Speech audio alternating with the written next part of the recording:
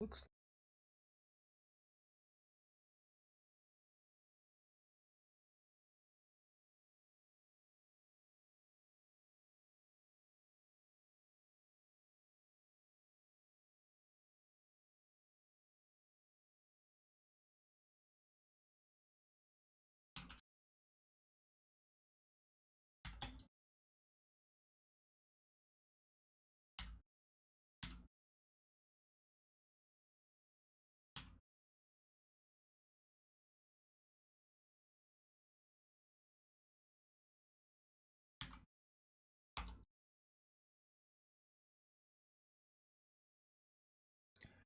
see them.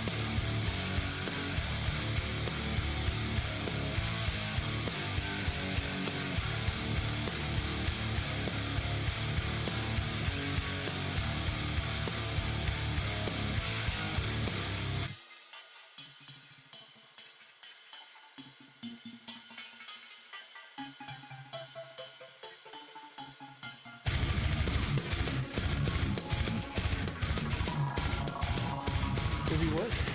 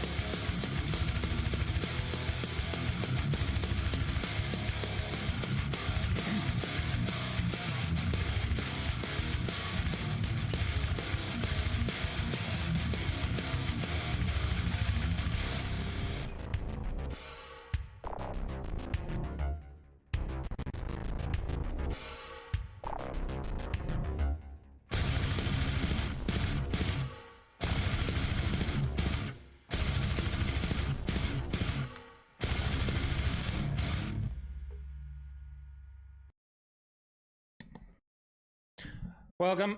I am Trisket109, which is an ancestral name that was handed down to me of the people of the year 1999. It's been around for a minute. Doesn't feel like it, but apparently it is. While we're talking about time, the last time the United States had a minimum wage hike, Blockbuster Video was a thriving company. Just putting that out there. See, everything doesn't feel as, as far away as it is. I don't understand that, but yeah, here we are. I'm Trisket109. Welcome to the stream. I told my son that earlier. I was like, the last time the United States raised the minimum wage requirement in this country, Blockbuster Video was still very much in business and thriving. And he went, damn. See? Time's just a relative thing, and we're here to talk about time tonight. And the reason we're going to talk about that is because there's this thing. You see this right here? Nintendo Switch Online just did an upgrade. As part of that Nintendo Switch Online upgrade, we now have Nintendo 64 and Sega Genesis games available through the Nintendo Switch Online. I'm going to show you the ins and outs of that, what's important about it, what's not important about it, what's ridiculous about it, and we're going to talk a little bit about it. Probably play a game. For those of you who may be watching on, let's say, Facebook, because we stream in all three places now. I got a YouTube going, a Facebook going, a Twitch going. It's in all the places. All the places. I guess Twitter doesn't let you live stream. Maybe they do. Does Instagram? Shit, I should really get into this. Like, I should have 0 viewers across 1,000 platforms, because that sounds like the way to go. All right, so we'll figure that out. But yeah, I mean, as we go further and further back in time, apparently this is the new hotness.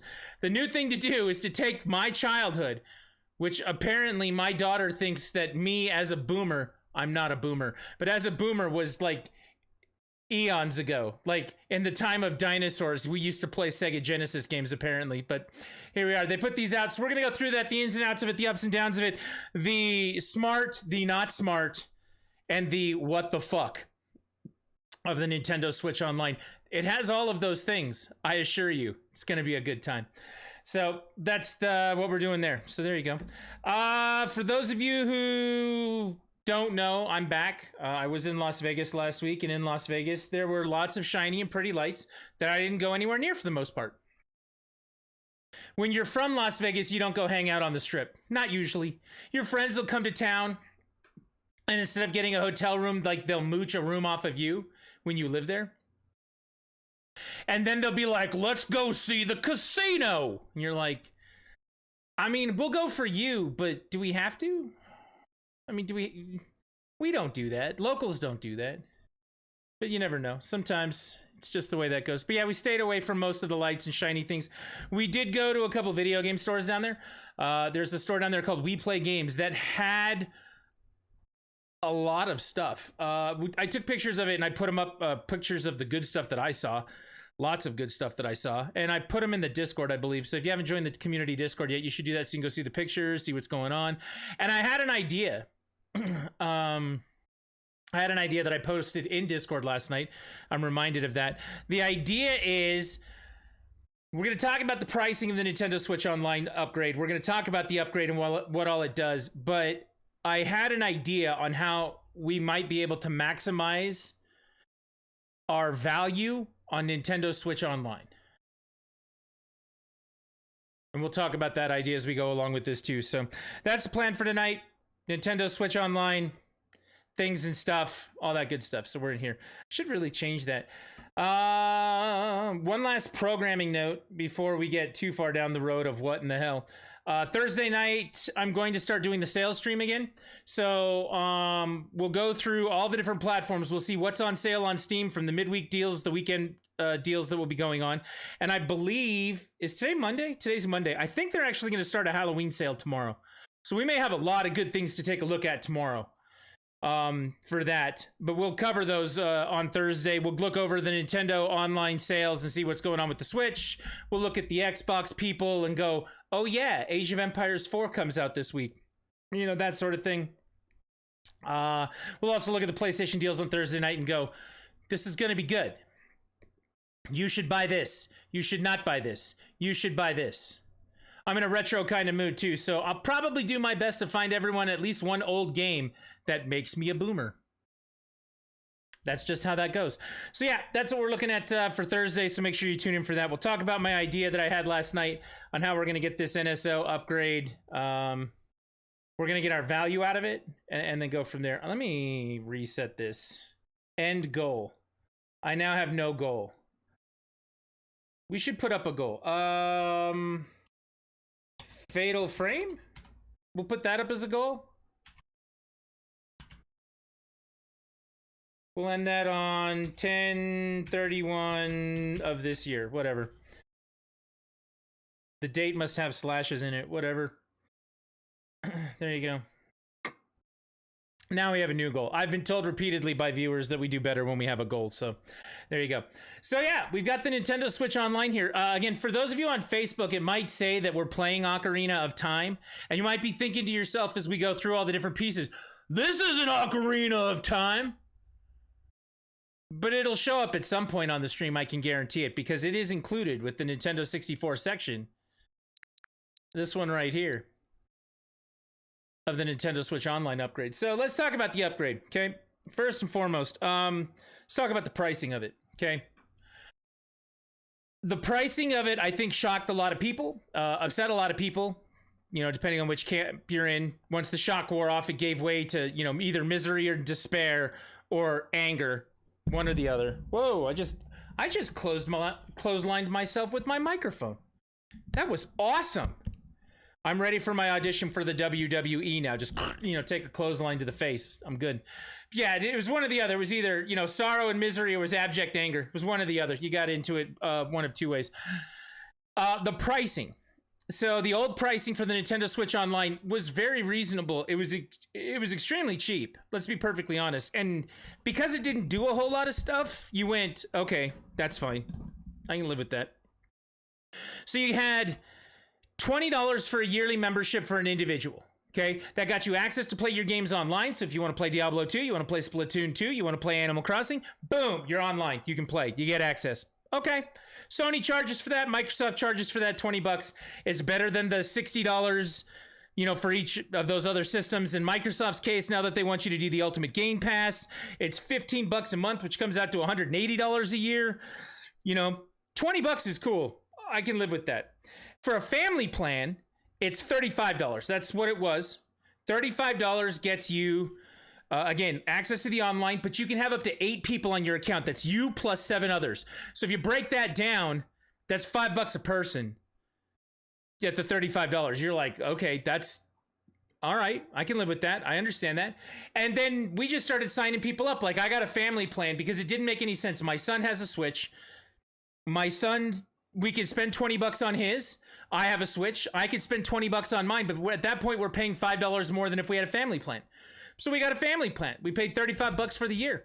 Once we paid that $35 for the year, we started like throwing people on it. I was like, here, friend, come be on it. Here, viewer, come be on it. We had contests to put people on it, stuff like that. We were dropping people like crazy on there, right? And we filled it up. Like, my brother-in-laws are on it. My wife's brothers, you know, they had Switches. We're like, oh, you guys want access to this? That's cool. Let's get you online. And then they included these. Let's see here. You see here the NES and Super Nintendo games. They were like, this is included for that $20 or $35 price tag. And you're like, all right. So now I get online access and I get these 2 setups. Okay. And then they said, okay, we're going to keep adding games to it. We got more NES games. We got more SNES games. For the 2 years that they've been doing that, we've actually gotten a lot of additions to it. It's been pretty good. So for $35, it was a steal. We actually filled up my family plan, and then I had some friends that needed to be on there. So what we did was we spun my sons off, and we got him his own family plan, and I got my own family plan, and I'm paying for both of them because it's $70 a year. We stagger them out. Like, every now and again, we find a deal on a card. And I actually did that. Like, I bought these cards at Target that gave us an extra year that we got for like $25 instead of $35. And so, you know, you get a deal on them, and that's more than reasonable. There's a lot of value in that original plan. And I want to reiterate right now that that original plan is still available. All right? That original plan is still available. You can still go and be a part of the regular Nintendo online service. NES, Super NES, these are still available to you. But about a month ago, they said, hey, we're going to upgrade the plan. We're like, okay, what are we going to do? Well, we're going to give you N64 games. And we went, Okay, tell me more. And then went, oh, by the way, we're going to give you Genesis games. And I just want you guys to hear this right now. Ready? Ready? Here we go. When you turn on the Genesis games, this is what it does. Sega. Did you hear that? That's the best part of this. Look, I could do that all day. Like, let's close it. Let's fire it back up again. I'm gonna make it louder this time for everybody. Ready? Here it comes. Sega! Hell yeah, dude. So yeah, I like that sound. But the Sega games are on there now, and you're like, okay, so you want me to have Sega games? Okay, I like the Genesis. And they go, you want me to have N64 games? Okay, I like the N64. I can see that. And then it would be sacrilegious if it didn't do that. Shadow Man is right on the money. I knew it was going to the instant I fired it up. That, or they were going to do it wrong, and it was going to be the other one where the angry voice goes, Sega! It was going to be that. I couldn't tell which one it was going to be, but they did the right one. It says Sega. Sega! You know, that one. I'm going to record that and get that as an audio clip on my thing here. Excellent! Like that audio clip. But it's just going to be Sega! It's going to be that. So you're like, okay, this is it. What else are we going to get? Like, that can't, it's only 20, 35 bucks right now. Like, adding these two things to it, like, how much more can it go up? And then they announced the price. The price for an individual membership at this point went up to $50 a year. That's more than double the $20 that it originally was. Okay, that's $30 more, not $20 more. 20 is double. Math. Do math. It's good. It's good for you. And then they announced the price hike on the family plan. The family plan went from $35 a year to $80 a year. I went from paying 70 bucks a year from what was going on casually whenever the hell I felt like it to 160 overnight. That's a lot. That's a pretty big increase. And I thought to myself, nobody predicted this, by the way. Nobody predicted this. People were saying the most they would go is 60 bucks for a family plan and like up it to like 35 bucks for an individual plan. We were not thinking this price range. Like the people who make guesses and analyze this sort of thing, like nobody guessed that. That price came as a shock to everybody. So the price more than doubled. And this is why that seems really, really unfortunate to me. Now, I appreciate that at the beginning of that little thing right there, it yells Sega at me, which is really nice. But if you look here, where are you? Where are you? There it is. This Sega Genesis Classics collection right here actually has most of the games that are in the collection. Sonic 2 is in this collection. Streets of Rage 2 is in this collection. Phantasy Star 4 is in this collection. Ristar is in this collection. I spent 15 bucks on this collection one time. I don't have to pay $80 a year to keep it up, or $50 a year to keep it up. Okay? Other games that are in the collection. Castlevania Bloodlines. I own that in this collection. I paid 20 bucks for this the day it came out once, and it goes on sale for $5 all the time. Contra Hardcore is in there. Contra Hardcore is in this collection. I spent 20 bucks on that when it first came out, but it goes on sale for $5 all the time.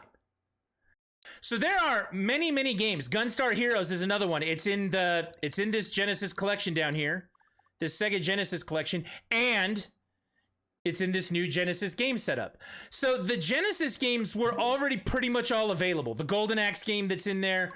Let's go ahead and actually take a look because I want to listen to it yell Sega at me one more time. Hell yeah, Sega.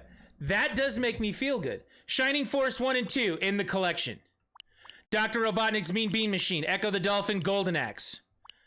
Shinobi 3, Sonic, Streets of Rage. These are all in that Genesis collection. So it's kind of like, okay, this really isn't adding value to it. If you were a Genesis fan before this, you already had this shit, for the most part. This Musha game, which is a shooter, is new. I don't think Strider's in there, so that one's new. That's just in this collection. And that's it. those two games. Now, they did say that they would add more later on and do stuff that went with that. That's great, but it's hard to get value out of something that you already own. Now, I don't expect everybody else to be the collector of games that I am. Let me be very upfront about that. I completely appreciate why some people are out there going, well, I didn't have any of those things, so that's good for me. Okay, good. I'm downloading the update now. Good, you should, Shadow. But then they added the N64 stuff, and let me show you something in here. The problem with the N64 thing, one of the problems I had with it, is that they actually, when they made the announcement, showed 20 games that were available. They only made 9 of them available today. And we're talking about things that are glaringly missing and things that replaced it for no reason. So Kirby and the Crystal Shards is not here, but Yoshi's Story is. Okay? We got Mario Tennis, but we don't have Mario Golf. We got Mario, Dr. Mario. Okay. Okay. But we don't have Paper Mario. That's not in here. We have the original Zelda for the 64. We've got Ocarina of Time. We don't have Majora's Mask. Now, they did show in that video that they were going to bring all of the games I just mentioned. I don't understand why they couldn't just bring that right away. Like, what's the need to delay that? And then you get a game like Winback, which is made by Koei Tecmo. Well, at the time it was Koei, now it's Koei Tecmo. A game that has some resale value to it in the used game market. Like, it's very hard to find that game. But why would you replace Paper Mario with this?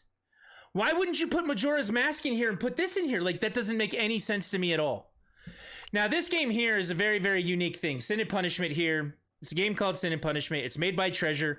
It was only for the N64. They made a sequel to it on the Wii. Nobody had ever heard of this game and played it. It is a dual stick shooter. It kind of feels like Star Fox with people running on the ground, but it's the controllers are much more complicated. This game is licensed by Nintendo, and it's something that they've always wanted to bring to America. So putting that on here, I can see them doing something like that, trying to expand the audience for a game. Sure, that's fine. You can have the one. Mario Kart 64 is on here, but Smash Brothers isn't. Mario Kart 64 is on here, but Mario Party isn't. Well, we can't put out Mario Party. We can't put out Mario Party because we've got a new Mario Party coming out on Friday, and that new Mario Party is like a greatest hit. It takes all the good mini games from all the other ones and puts it in there. So if we put out Mario Party 1, 2, and 3, then, you know, people wouldn't buy the new one. Like, that type of thinking just is... God, I understand why they think it, but it's not the right way to think. Star Fox. Star Fox is a solid one. Question, so is Dr. Mario 64 just like on NES, but with more annoying controls? It looks better than it does on the NES. It does up to 4 people while you play. And it's got some other things to it, some other versions. Flash, Marathon, Score Attack versus the computer. It has a story mode to it. So it has a few more things to it. Look, it's got more songs. And it's got that whack-ass Mario 64 music. But ultimately, the game doesn't play different, if that's what you're asking.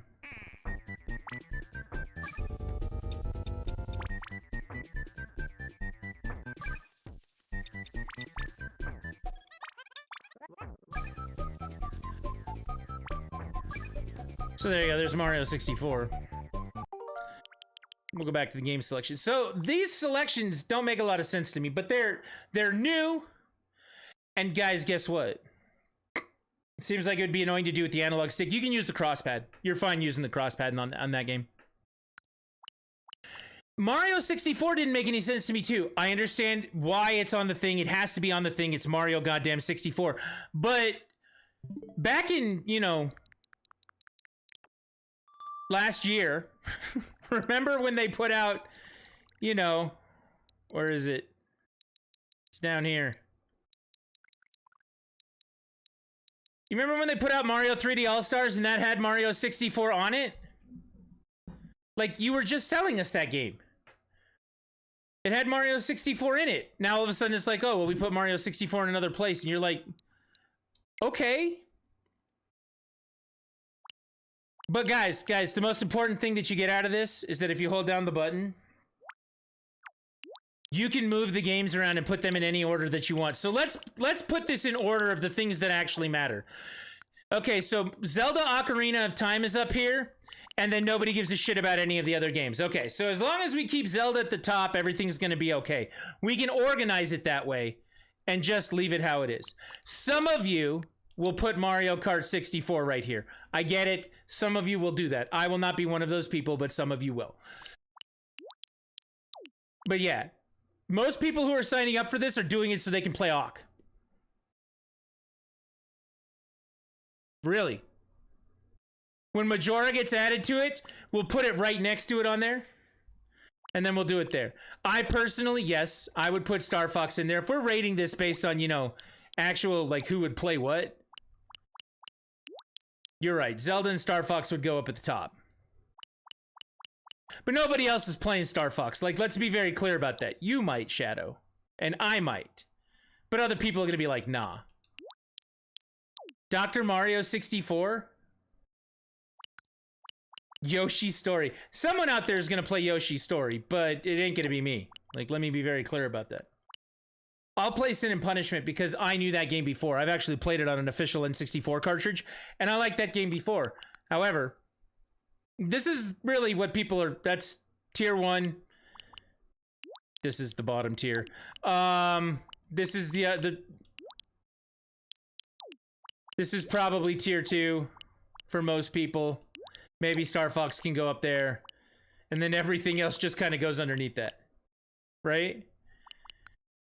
But that's what people bought it for. People are buying it for. You get Ocarina. And you get the promise of the rest of the games that I just mentioned. Donkey Kong 64 might be among those. Paper Mario is definitely, they said, would be coming later. Zelda Majora's Mask is definitely coming later. Paper Mario, things like that. Kirby 64. Whether or not Harvest Moon comes, we don't know. And please, the number one question that I've gotten since this all came out, let me get full screen and talk to you for a minute. Can we get real now? Can we get real? GoldenEye.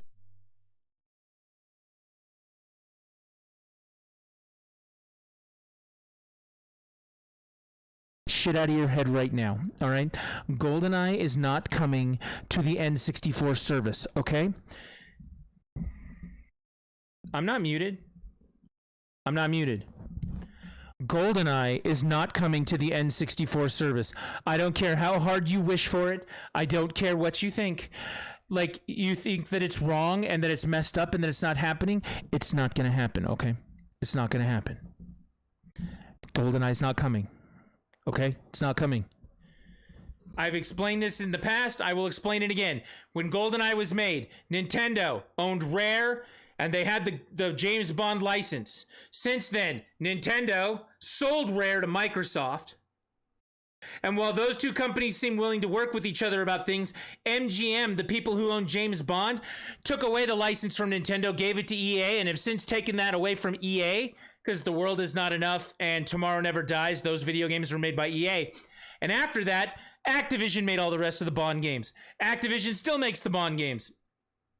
That license is lost in limbo and hell, and they don't care. Getting all three of those people to work together to get that done is going to be an uphill nightmare. If they get it done, I say good for them. The chances of that happening, you got a better chance of getting Perfect Dark on the N64 than you do getting GoldenEye. Okay? And Perfect Dark has been re-released on the Xbox already. I don't expect to see that. They did, however, say that they are bringing Banjo-Kazooie to the online service. So if they're bringing Banjo over, if Banjo is one of the games coming with the second wave of N64 games, maybe we'll get Perfect Dark someday. Maybe. You got a better shot at that than you do getting GoldenEye. Don't come at me. Don't just start spamming GoldenEye in the chat and be like, whatever, I'm holding out for a miracle. It's going to be GoldenEye. It's not.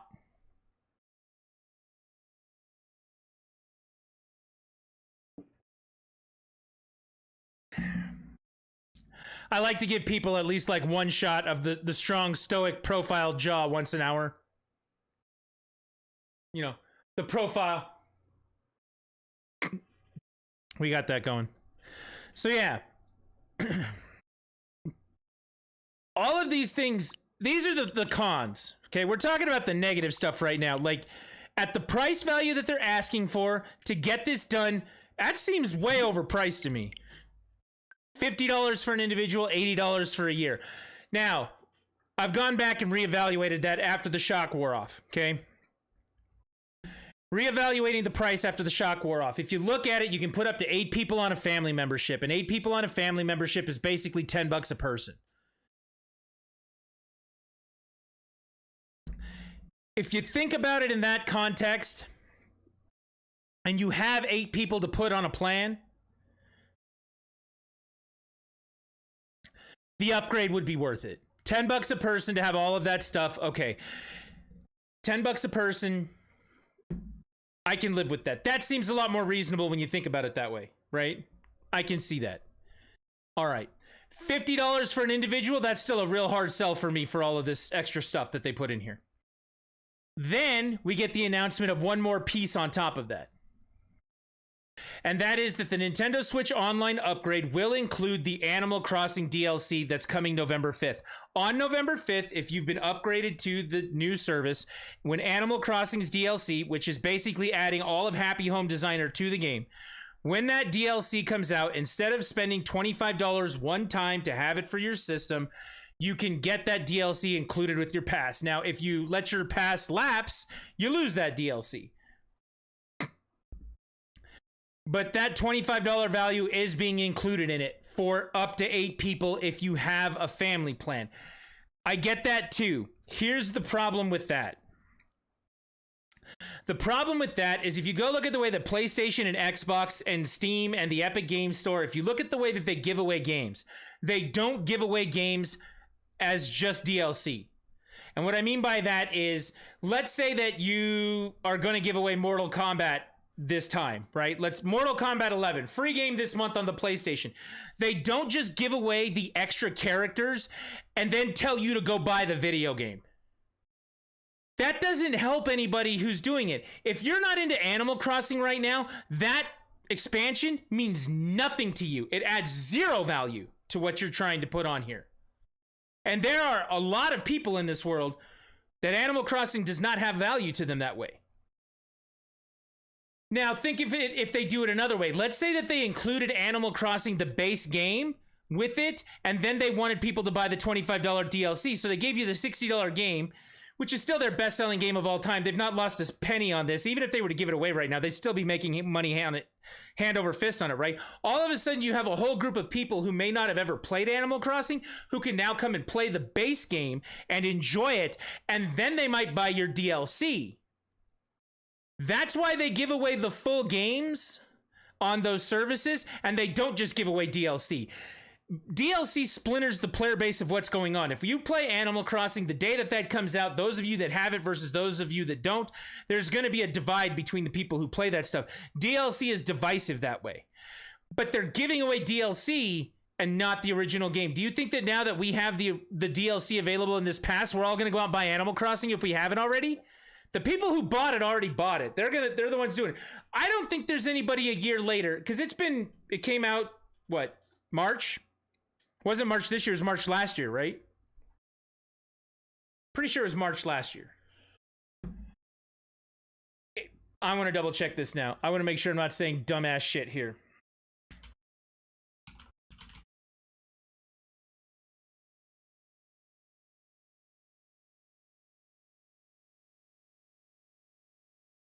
Yeah, March 20th, 2020. So yeah, it's been a year and a half now. If you haven't bought Animal Crossing by now, that's on you, right? So why wouldn't you do it the other way? Doesn't that make more sense? We're giving you the game and encouraging you to buy the DLC. Seems like a while that Twitch was infested with Animal Crossing. It still is. I appreciate you saying infested because you're not their target audience that way. But if you were going to play Animal Crossing, you would have got it by now.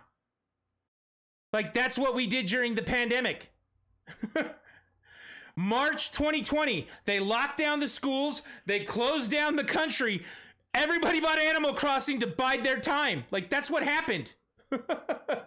Switches disappeared overnight, you know? That's how it went.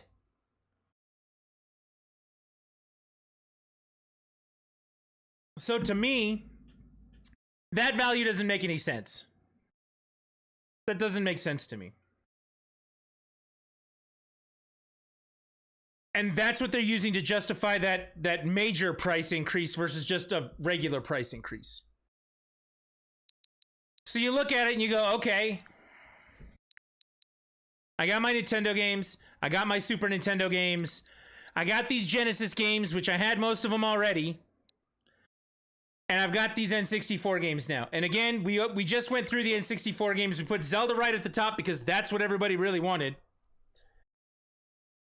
And then, you know, every other game is debatable, like trickle down for whatever it is there. Most people are in there for either Zelda or Mario Kart. It's one or the other. That's just it. Star Fox, that's what I bought my N64 for back in 1997. That's why I bought it. I love that game. You know, Star Fox is not the big sell on that list. It's just not. I'm sorry. It's my big sell, but it's not for everybody else. Zelda's the big sell. Mario 64, the speedrunners are out there playing Mario 64 and doing the thing. You know, Mario 64 has to be on that collection. So when you see that, I'm a little sad and disappointed.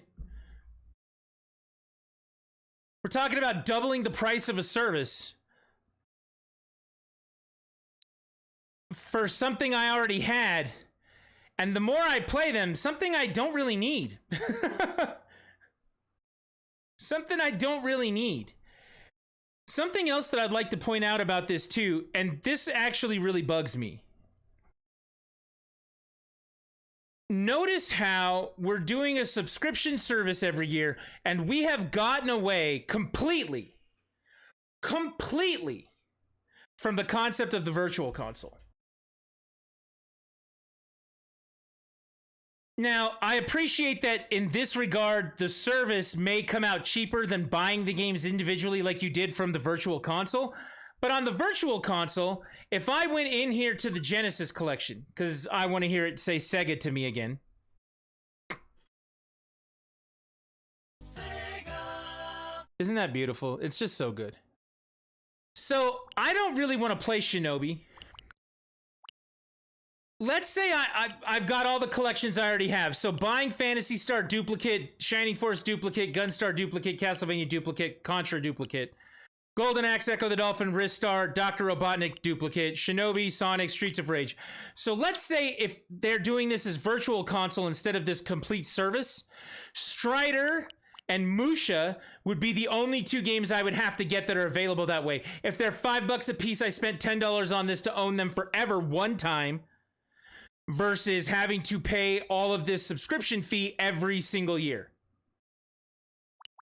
Notice how we had a virtual console on the old system, and now we have no virtual console because they don't want you to buy these things individually. They pick the games that you get with that. Can you name 2 games on the Genesis that are phenomenal, beyond all phenomenal, that aren't on this list? How about Mutant League Football, Mutant League Hockey? I love those games on the Genesis. I love them.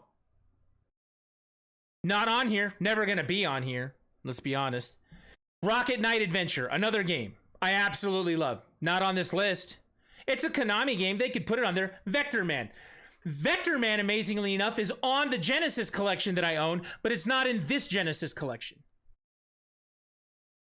So instead of giving me the choices of lots of games that I could buy individually and curate my own games and choose what I want to buy individually, like, you know, normal video game shopping, instead they've taken that control away from me. It's very interesting how they've switched that, right? No virtual console on this system at all. We're picking the games that you need to buy. And in the case of those, everybody else made that decision for them. So if you go in here, the Anniversary Arcade collections for Konami, okay? The Castlevania Advance collection. These are things that I bought on my virtual console on the Wii U. The Contra collection. Collection of Mana. Castlevania collection. Like, they've made this decision for them. They're like, yeah, we're not going to put stuff on the virtual console. Since you're not doing a virtual console, we'll put out our own fucking collections. Fuck you. That's what these video game companies have decided to do. Dragon Quest 1, 2, and 3. Final Fantasy 7, 8, 9, 10, and 11, or 10 and 12 are on there. You know what I mean? They've got all these old games that you can go in and buy from other people's collections. Sega's been great about that. Capcom's been great about that. I can play every Mega Man game pretty much ever made that's worth a shit on my Switch. The remakes of the old Monster Boy. Look at all the Sega Ages games they have down here. Alex Kidd, Fantasy Zone, Phantasy Star, Outrun, Lightning Force, Herzog's Wii, Game Ground, G-Lobe, Shinobi, the original Shinobi, Space Harrier, Thunder Force, Virtual Racing, Wonder Boy. And then they've got these other collections that have things in it. They've already done this job for them. Like this Genesis collection doesn't make sense as far as value added onto the set, the new upgrade. Doesn't make sense to me. So all that being considered, those are the downsides to this. You're looking at it going, what? Like, what? Now, let's talk about the upsides. There are some upsides. And I actually I'm going to look in here. Something else that they did. This is actually an upside. There is a downside to it. We'll talk about that a little bit, but this is an upside. So in here, we've got the new Genesis collection. We've got the... Oh, shit. Okay, when's the 29th? That's this weekend. I got to do that. There's a Metroid Cup this weekend. I got to remember to do that.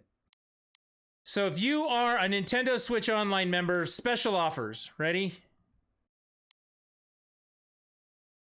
They have now made Nintendo 64 controllers that work on your Switch to play these N64 games. They've also made 3-button Genesis controllers, which the 3-button Genesis controller is my all-time favorite controller. Somebody with big hands, this makes a lot of sense. I love this controller. Now I can play all those other Genesis games with this. Downside, they're $50 a pop. So if you want to get 2 Genesis controllers to play this Genesis setup, you pay for the upgrade to get the games. Then you pay $100 to get 2 controllers. If you want to play N64 controllers, 4-player, you want to play Mario Kart with original controllers, it's $200. On top of that, that's a lot of money to ask your people to spend in one shot for Mario Kart. It really is. The downside is the cost. The upside is that it's available. The fact that it's available at all is kind of a miracle. And when you look at it, like these were, I think Shadow Man can correct me if I'm wrong if he's still hanging out, but I think the Super Nintendo controllers were 40 a piece. They were a little bit less than 50. And these 2 NES controllers, when they did the double pack, it was $60 for both controllers. So if you do that price per controller, $30 to $40 a controller, that's a lot more reasonable. And even with this Nintendo one, like it included 2, right? Like, that's a great way. I wasn't the one who bought them, so I'm not sure, but that sounds right. Yeah, I think these were 60. I think these were 40 a piece. These are 50 a piece, and these are 50 a piece. I don't understand how the Genesis controller is 50 when the SNES controllers are 40. Does it actually tell you in here? Wouldn't that be cool if it actually told you? Nah, of course they don't have a price in here. Okay, whatever. But yeah, that's a little bit different. So you're just kind of going, okay, I guess. The price, not so good. The availability, that is good. So being able to play Genesis games with a 3-button controller, that makes me happy. And I'm not going to lie to you. I'm sure eventually it'll wear off, but every time I push this button... Sega! I love that. I love that sound. That sounds perfect. For those of you that don't know where that sound comes from, it comes from this. That's where it comes from.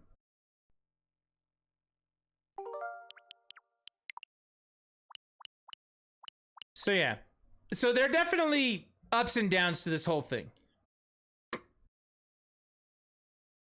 Now to my idea. There are ups and downs to this whole thing. The price is definitely a barrier to entry. Trying to get the controllers is a barrier to entry. The availability of these games is definitely not what I would have done. I mean, but who am I, right? I'm just a guy on the internet talking. Who the fuck cares what I think? However, I do think that I represent, well, I would tell you that I represent the Lollipop Guild, but that's not the case.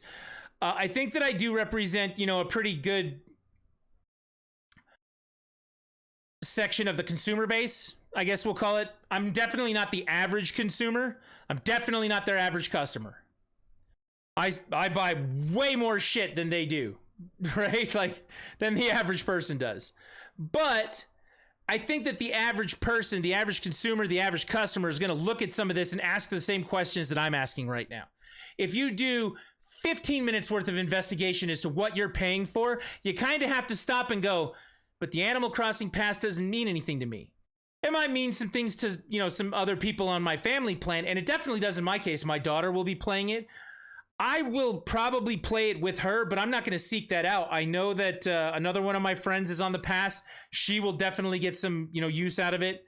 I think I have another brother-in-law that would get some use out of it. So there's a couple people that might do it. But as a whole, as the individual who's looking at it, that may not appeal to you. Looking at these games, if you're a Genesis junkie, you already have all this stuff. That may not appeal to you the same way, So I think that they would ask a lot of the same questions that I'm asking and go, I don't know. That's a rough way. And then looking at the N64 stuff, they're going to go, okay, well, I can play Zelda. That's all I care about at this point. I can play Zelda. The average Nintendo customer is a Zelda fan. The average Nintendo customer. We are all not the average Nintendo customer. That's why we put Zelda up here at the top. We're like, nope, just goes at the top. If Shadow Man had it his way, Star Fox 64 and Mario Kart 64 would be at the top. Most people who are getting into this are going to do the Zelda thing. So I think the average person would ask these questions. So this brought me to my idea. How do we get more value for money out of this service? How do we make the most of the service, of what you've spent, right? I have the 3D version on my 3DS, which is awesome. They didn't even put that version on here. It's just the basic N64 version, right? So how do we get more value out of this as individuals or as a community or a group? And this was my thought. My thought was that we put bounties on the game. We can make like a Hall of Fame. We can make a channel where we list out the games that are on here. And I'm totally fine doing this with whatever games you want to do. Okay, like we started on a certain date and you have to play through it again, right? Like you can't just say I submit a picture or something like that. We're going to use the honor system for this. Don't be a douchebag. But when I open up the door and say, we're going to play games. If you beat the game, take a picture of the ending screen because you can share screenshots. There are lots of screenshots to share in the albums here. You can see all of this stuff. You take a picture of it. You get to the end of Zelda Ocarina of Time. You take a picture of that. You post that picture in the Discord in the Bounties channel, right? And if you're the first person to do it, then you get to be in the Hall of Fame as the person who is known in the community for beating Zelda. You did it first. If Zelda's not your game, if you're a Genesis person and you want to try and beat me to Castlevania Bloodlines, you can. Chances are I'm probably going to beat you there. I'll probably get Castlevania and Gunstar Heroes. Like those would be the first two things that I do. And, you can make a race out of it. You push yourself to finish it. You finish it. And then we all recognize you and tell you good job for finishing that stuff. Now, let's say that you don't get the popular ones, okay? You don't get Sonic 2 first. You don't get Castlevania. You don't get Gunstar. So nobody else is playing Dr. Robotnik's Mean Bean Machine, and you just want to be on the board. You could push yourself to be the one who, beat Dr. Robotnik's Mean Bean Machine. And I was totally okay with the online idea, getting the most out of our online services. If you want to do that for NES games and Super Nintendo games as well, be my guest. I was thinking that having like a Hall of Fame for the people who beat them first, and having we'll take a snapshot. We'll put the name of the game there. We'll put your name next to it. We'll put your snapshot next to it. You can live in the Hall of Fame in the community for beating it. I thought that was a good way to try and get the most out of our games. And then you can do it at your leisure, right? Like if you really want to push yourself to get something done, then you can. If you want to casually take it slow and just be on the board, go beat Yoshi's Story, because I'm never going to touch that game. You want to hardcore be, you know, the guy who gets respect, get in here into this NES section. Be like, I want respect. I want people to respect me. We'll be like, okay, we will respect you. When you beat Ninja Gaiden. Beat Ninja Gaiden and beat Gradius.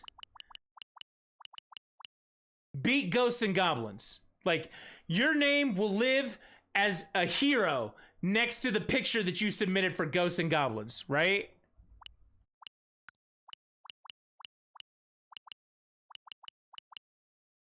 And I thought that might be a fun way. That was my idea. I said we'd get to talking about my idea. I thought that might be a fun way for all of us to participate in this. And if you have the pass, to get some serious value for money out of that. Make the most out of the value of it. We could have ourselves a little contest. I'm going to be the one who holds the record for Punch-Out. I want you guys to know that right now. I'll probably be the one who's got Super Metroid under his belt too. Just saying. I'm just saying. If Fuglore wants to throw down the challenge, if Necros is up for the challenge, we can do that. For some of these, like if you go, okay, I want to do Super Mario Kart, I'll be like, okay, well, you have to tell me what the parameters are of beating that game, because I don't know what that is.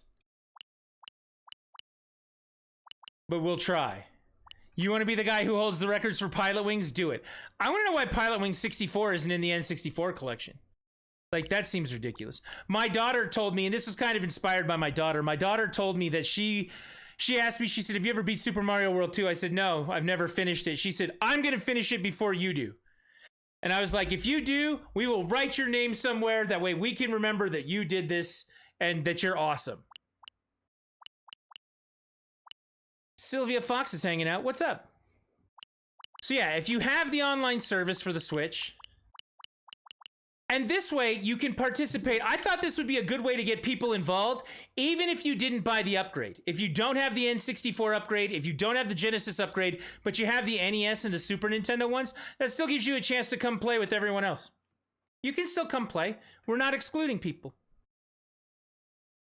If you really, really want to participate, and you just can't get into it or don't have the means or whatever else, send me a direct message and we'll see what we can do to help you out.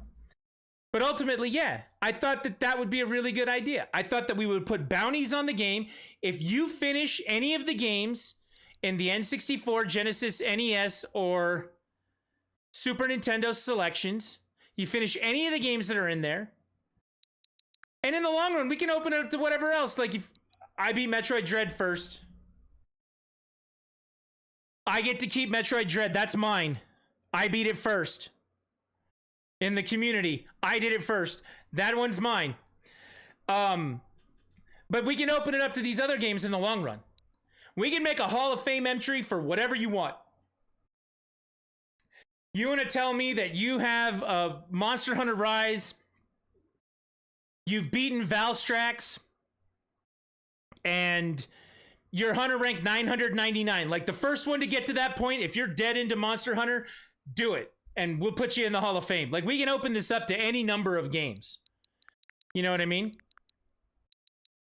But I thought that might be a fun and exciting way for us to get more value out of the money being paid for these services. Because I think ultimately there's a big thing that goes with this. Sylvia Fox, I appreciate the hell out of you being here, for sure. Don't make me HR 999 Rise. I'll do it. I'll do it. My son, he's doing rampages right now to try and get as far. He hit 100 and he just kept going on and on and on. Yeah, you saw the Monster Hunter Magnum Malo amiibos at GameStop. They actually got all the amiibos at GameStop this week and last week. They've had most of them in. So you can actually order them online. So they may be up for a little while. You might actually get a chance to grab them. So, but I think this actually goes to a bigger theme and a bigger problem that we're all experiencing. I think that as consumers, consumptionists, whatever you want to call it, we buy a lot of shit and don't use it. Right? I feel like video gamers are really, they are expected to buy 4 N64 controllers, 2 Genesis controllers, the upgrade for the Nintendo Switch Online, all of these other collections, and, you know, there's this new game out. Now you gotta get the new Pokemon games, and, you know, everything else is good. Like, there's just this concept that you constantly have to be neck deep in whatever that is. I feel like it's not just me that I'm like, you know, the power consumer for sure. If you come over here, let me put this up again. You come over here to the list of all software. I don't know many people who have a list as long as mine. You know what I mean? Like, this is a really long list. And this isn't even all of them. I have games that are just not on here at all. Oh, speaking of which, if you haven't picked it up, Zombies Ate My Neighbors and Ghoul Patrol is on sale. You should go take a look. I have cartridges I haven't put in here yet, lots of things, but I don't think ultimately that we really get the full value out of our games. I'll use Monster Hunter as an example. Monster Hunter is great to play any way that you can play it. If you're playing it alone and you're going through all the different hunts and all the different quests that they have, good job, way to play Monster Hunter, that's good. If you're not playing it with other people, you're missing half of that game. And there are a significant number of people in this world that don't have access to play games online.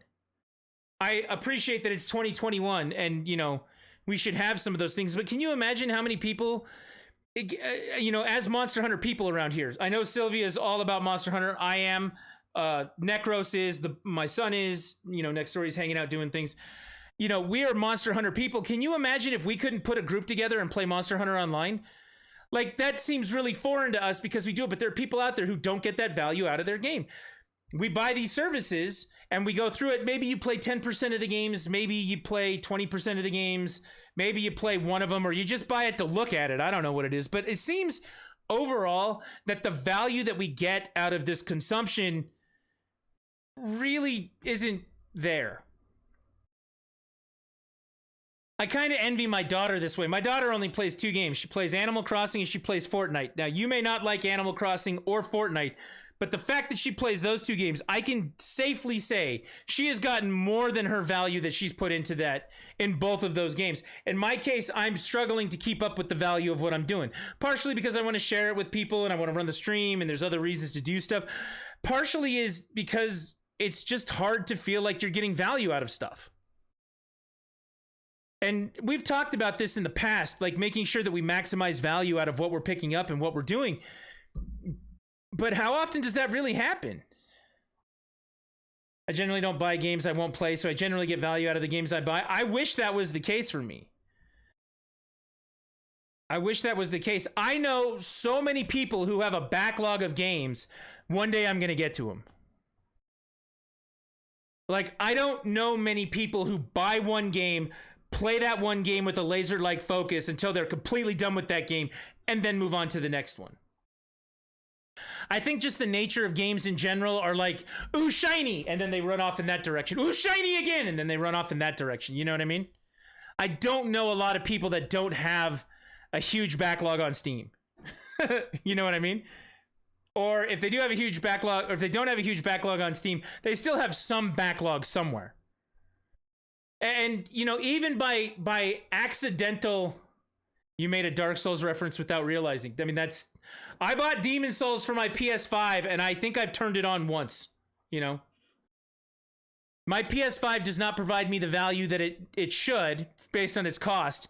But at the time I was playing Ratchet and Clank, I got my value. You know what I mean? So I think it's a common thing. Even if you, okay, so let's say in Sylvia's case, right? Sylvia Fox buys a Switch, buys Monster Hunter Rise, and then subscribes to the Nintendo Online service. That way you can play it online, right?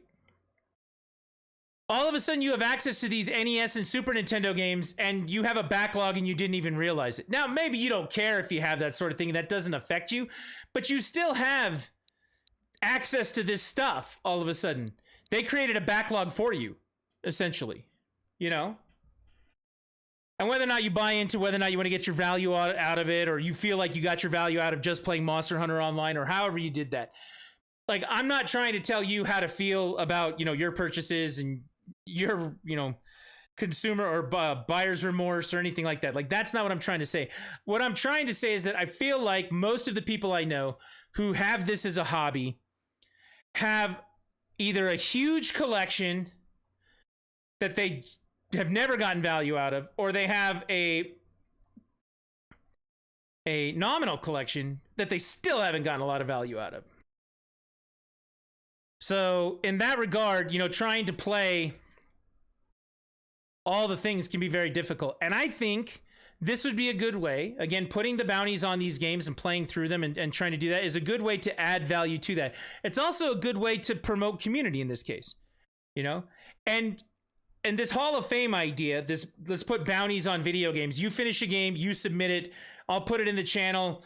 Shit, if I have to build a web page, it's just called Trisket 109 Community Hall of Fame. And, you send me a picture and we'll put it up next to, whatever that is. Like, we'll figure that out. But having that, I think there's a lot of ways to promote what's going on and a lot of ways for us to have fun while trying to get that done. I thought it was a pretty cool idea. So if somebody would like to, second that or say go fuck off, we don't care, let me know. You can send that message over in Discord. Speaking of Discord,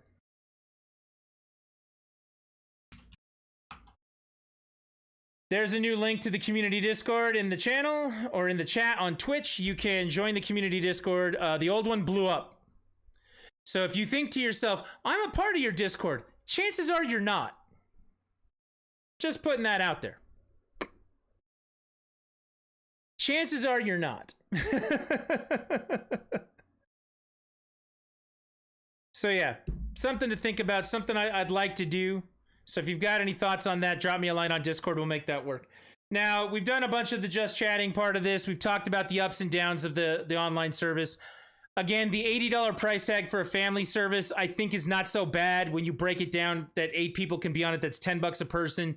That's not so bad. The availability of the new controllers being brought on by this is not bad. The price on them is, but the availability is not bad. And then what some of the games actually are, like having access to the games, is a good thing. So I'm happy about that part of it. For those people that will get the value out of the Animal Crossing expansion, I think that's good for them. But overall, I think there's a lot of questions and a lot of issues with it that are going to have to be overcome before it becomes a successful thing.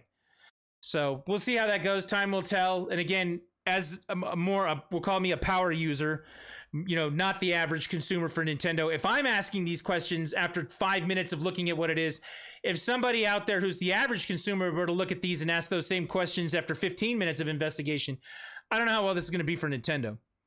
So that's a concern I have. That's a very big concern I have. So that's what they're doing. That's what it looks like. That's my take on the Nintendo Online Service upgrade. Now, with that being the case, I did want to take a look at a game in here. So playing with the Pro controller is nice, and that's my, Monster Hunter Pro controller right there. Playing with the Pro controller is nice, but it's not an N64 controller. So I was actually really looking to see what Ocarina of Time played like with the controller. I imagine it plays much like it did on a Pro controller on the Wii U. I also wanted to see how they did as far as like actually cleaning up the graphics, cleaning up some of the post-processing effects and things, because this system can do more. I was wondering how, if they tried to clean it up a bit and make some things look good, or if they were just going to leave it exactly the way it was before. I'm looking at the shield right now and the logo. You see that horrible jagged edge around the shield and the sword all the way up? Can you guys see that? Like, look at the pixelation all the way around it.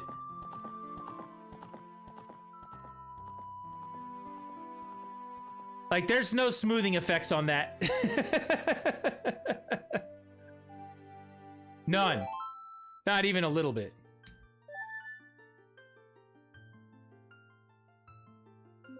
Oh, that's fun. I can't use the crosspad. I have to use the joystick. Okay. Hey, so Zelda's the one in the green tunic, right?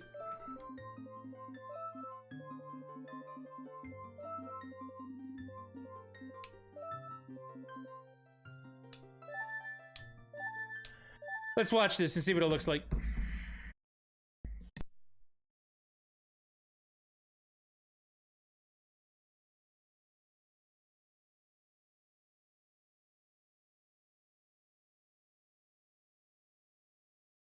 No upgrades. This is the way it should be. Give it to me raw. Shadow Man's looking for it raw.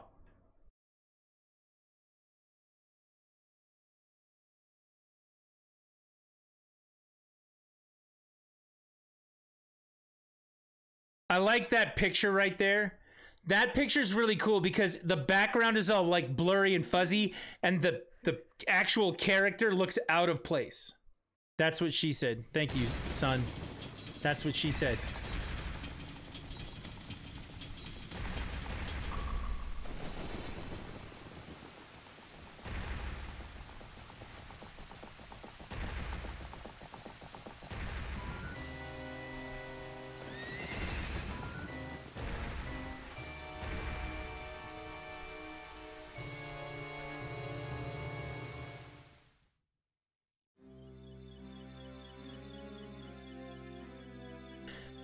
That was very interesting. I don't know if you guys could tell it depending on what you're looking at or what you're seeing and hearing, but for me, the audio is moving back and forth between the headset sides.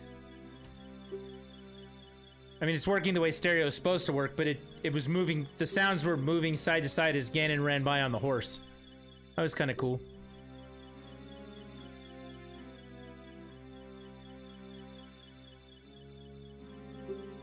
I don't remember that being an issue, but I didn't really play this game with headphones on.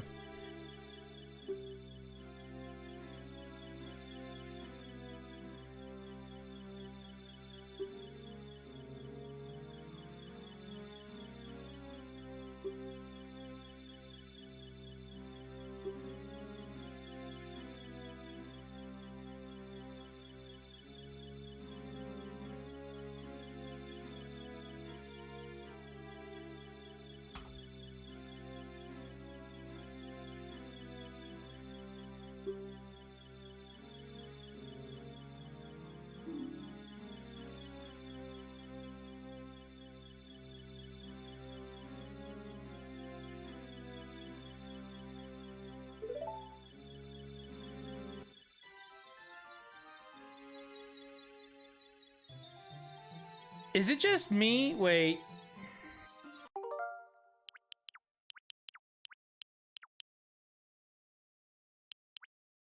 I'm gonna create a suspend point right here. Is it just me, or is there a lot of black area around this? You got the 2 bars down the side, and it seems while this is going on, look at the screen. That's a lot of reduced area. I want to see if there's any options out here. We can change that. Look at this now. North America version, NA and EU version, Rumble, and show controls in game. Those are our only options. We get no video options with this.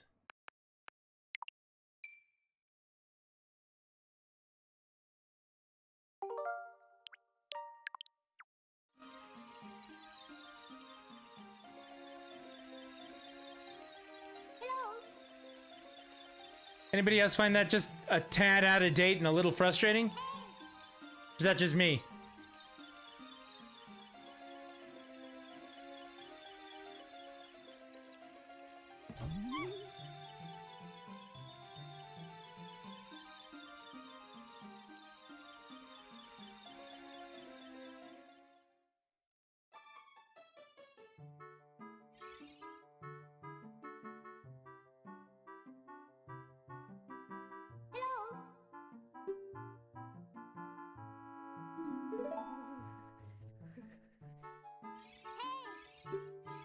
Hey, look, everyone. This was the first time you could tell Link had knees. Look, he's got knees. I'm sorry, I said his name wrong. That's Zelda, right?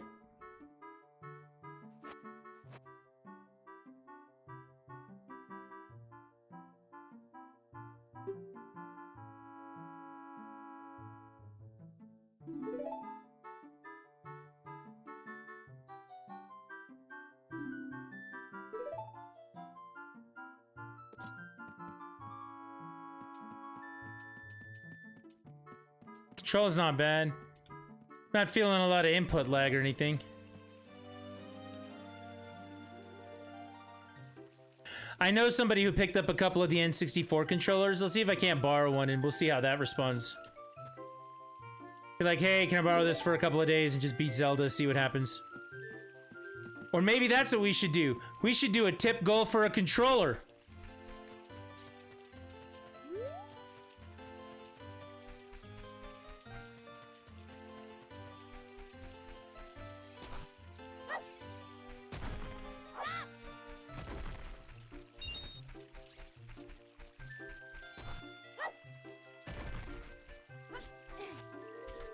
Shadow Man always says we do better when we have tip goals, right?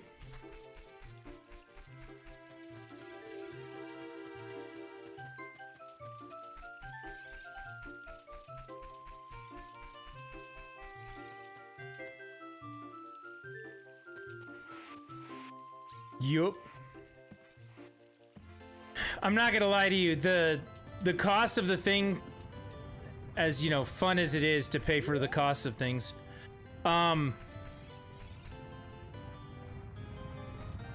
I would have taken that money this week and actually bought the new Fatal Frame game that's coming out on Friday, but I've decided to wait on that.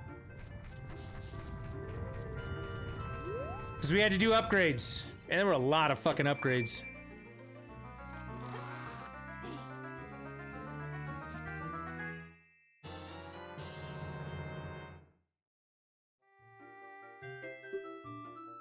Also, I want to tell you, for those of you that are thinking about upgrading, the proration setup that they have is kind of janky.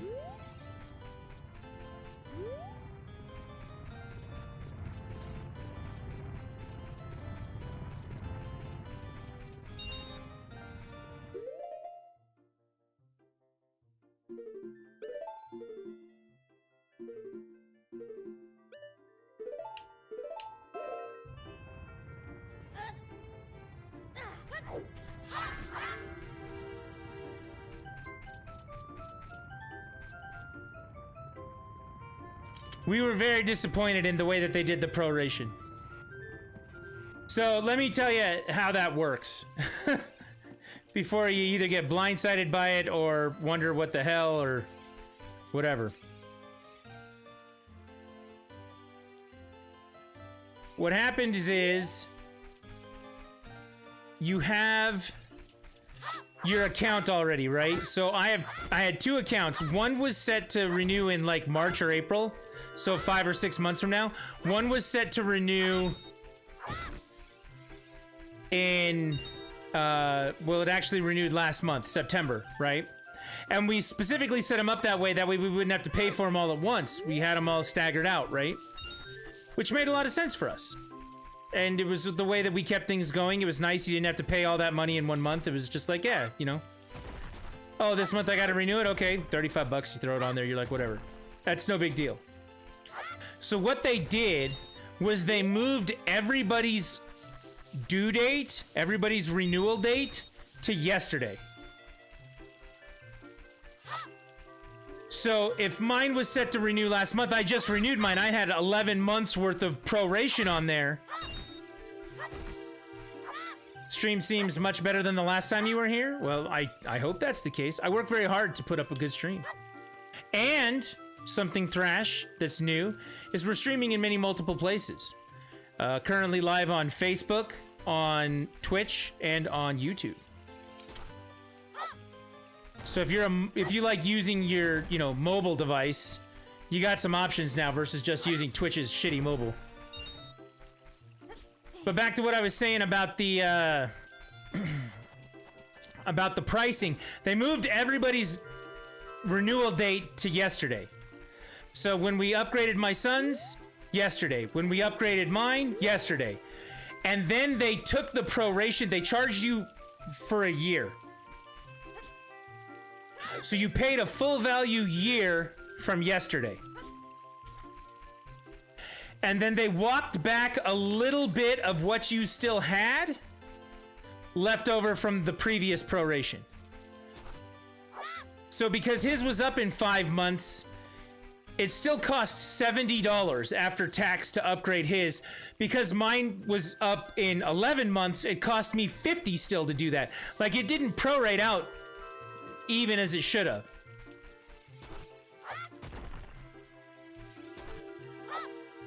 And that's what they did to try and make more money on top of whatever they were doing. So beware of the proration costs involved with upgrading your Nintendo Online service if you choose to do that. We were not very happy about that. Let me rephrase. I was not very happy about that. And since I'm the only one that matters, everyone else should be unhappy because I was unhappy, okay? That's just how that works. No, that's not how it should work. Thrash, thank you very much for saying that the stream looks better. The stream looks better, but I'm playing an old game. Like...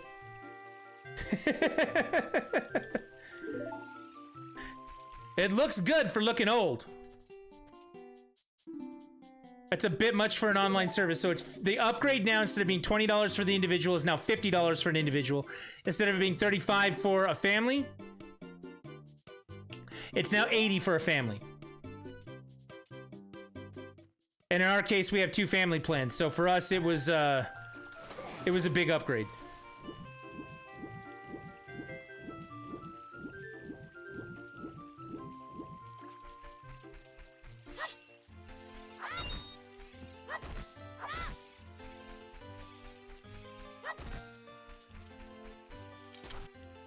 Which, if you were on Discord yesterday and you saw my message about how in the future, you know, the service may end or whatever, I'll tell you right now, if they decide to add Game Boy games to it next year and up the price to, you know, $180 per plan, we're probably canceling. So we're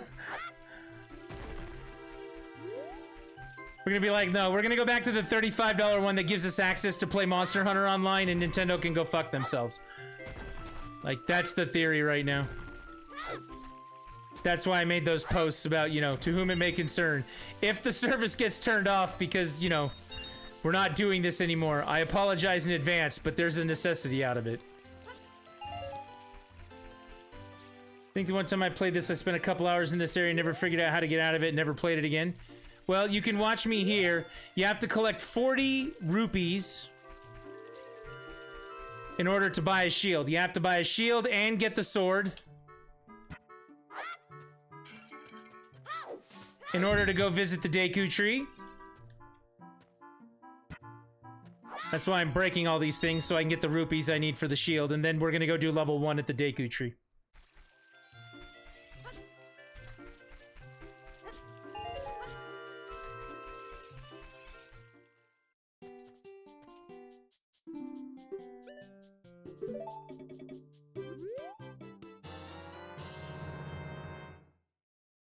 What I really want to see is I want to see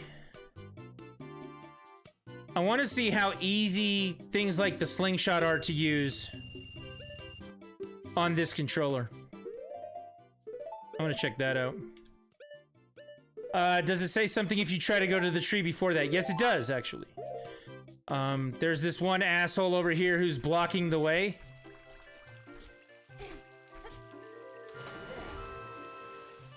And if you try and go past him, see how he's like moving in front of me? They will not let you through, and he'll yell at you and tell you to go back. I just realized I've never played a Zelda game for more than an hour. Okay, I highly recommend that you do that. See, right now he's like, you've got the sword and the shield? Shit.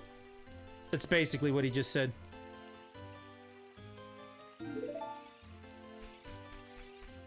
You got an emulator to play Wind Waker, but the keyboard controls are not fun. No, you should get a controller.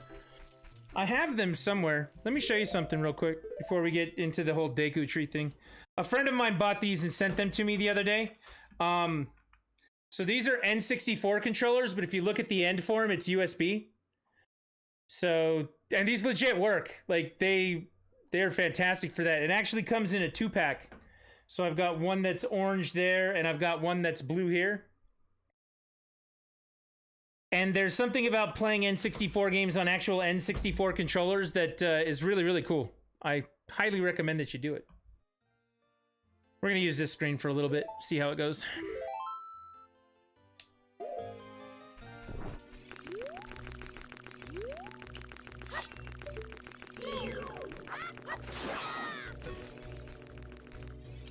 So, if you're going to do an emulator, I'm not telling you to do an emulator. I'm not going to explain to you how an emulator works.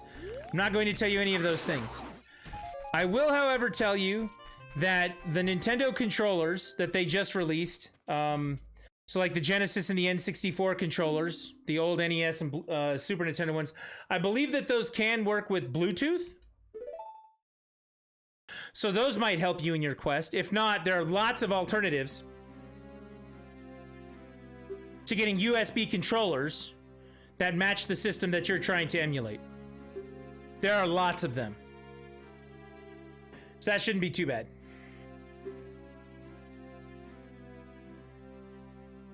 All the ones that I've seen need an adapter, so USB would be amazing. Yeah, I mean, a lot of them just do Bluetooth to what's going on.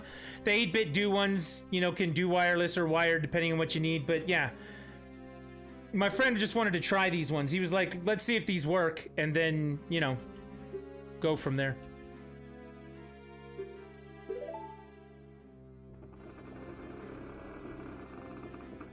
Here we go. We're going to level 1. Every time a cutscene happens, I'm telling you, there's so much black screen. The top and bottom have, you know, lines right now where the start button, suspend menu are. And then the sidebars too. Like, you would think they would do something about that. Because when the cutscenes start, it's set up for the frame for the whole screen. Like, that's the aspect ratio for the Switch. Like, what are we doing?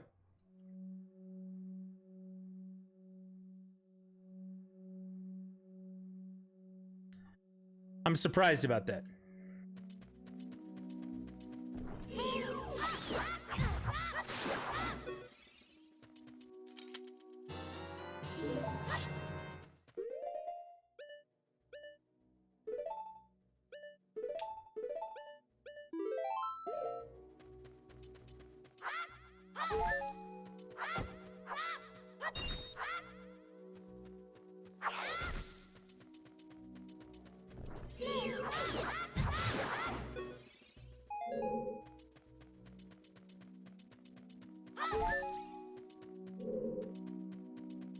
All right, let's get through all this. I mean, you should probably play one Zelda game, right? Just get all the way through the first one or whatever. And Thrash Division, that's actually what we've been talking about. We've been talking about putting bounties on the games to try and get more value out of the stuff that we have, like the Nintendo Online service. So let's say that you want to be the one who gets the bounty for Ocarina of Time. Start playing Ocarina of Time right now. Take a picture when you finish it, timestamp it and date stamp it. That way we know you did it after the challenge started. That you're not just sharing an old picture. And then you can be the guy who, you know, finished Ocarina of Time first, since it came out.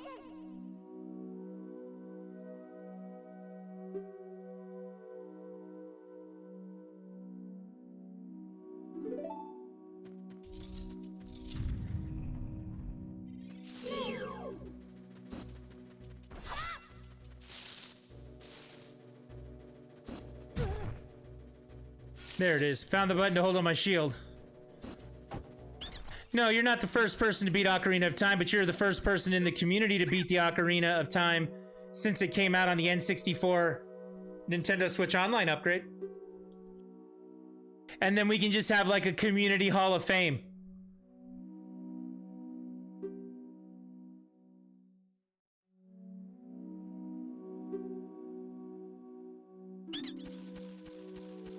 I would think that some of these games, like Ocarina of Time, would be one of those games that like people would want to try and get their name associated with that on something like that. But then there's going to be a bunch of games on there that people don't, you know, really think about. Like Yoshi's Story is one of the games, and I'll tell you right now, I'm never gonna play Yoshi's Story. Someone wants to be the one whose name is attached to Yoshi's Island, Mario World 2, go for it, because I'm not gonna do it.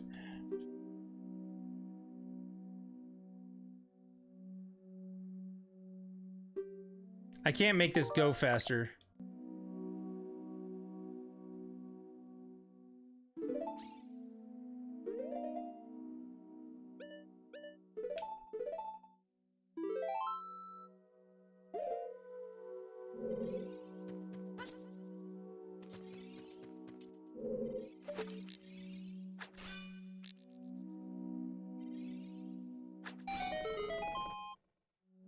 That feels really weird.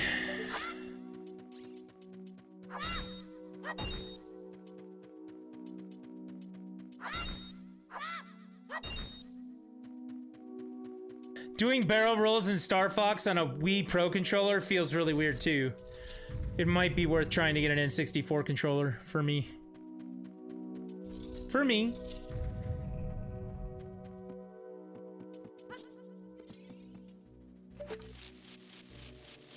Also, it defaults to invert. I can't change the control on that.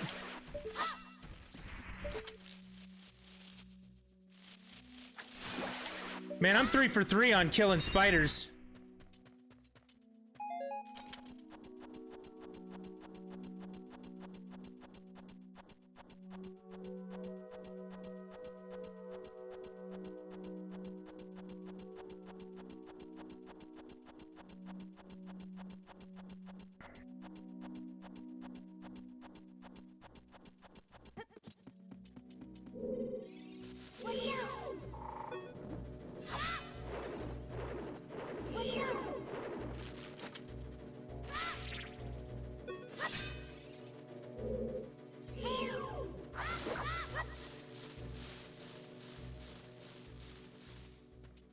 Come back down.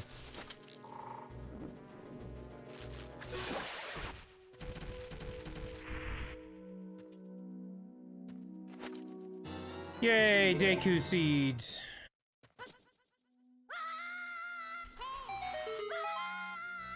I did it, everyone. I jumped off the top ledge. Thus opening up the spiderweb thingy and making thingies happen for Thingy. I did it.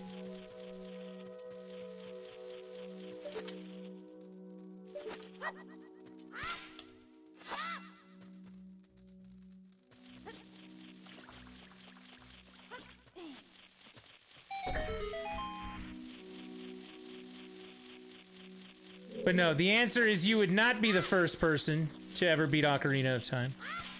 Why?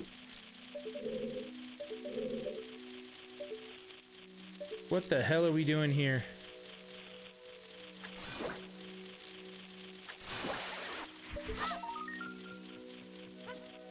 Alright, we got a Skulltula.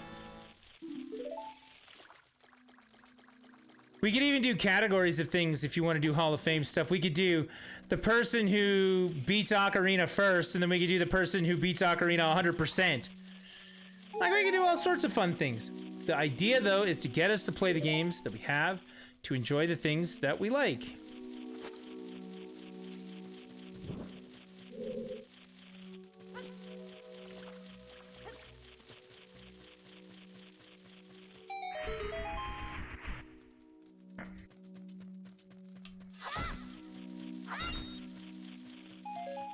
I feel like that's not a new sentiment for my channel.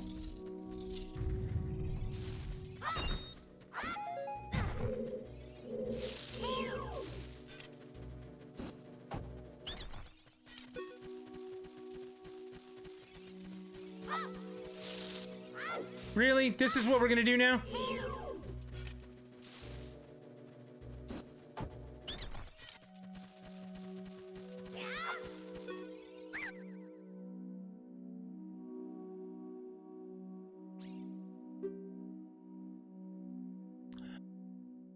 In the proper order, the order is 2, 3, 1. I knew that. Hey everybody, do you think he's a traitor? I think he's a traitor.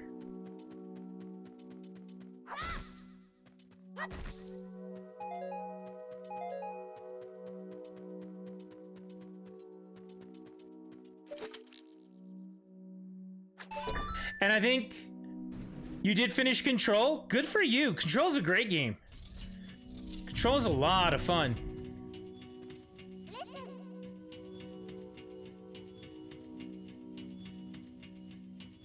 Control was a great game.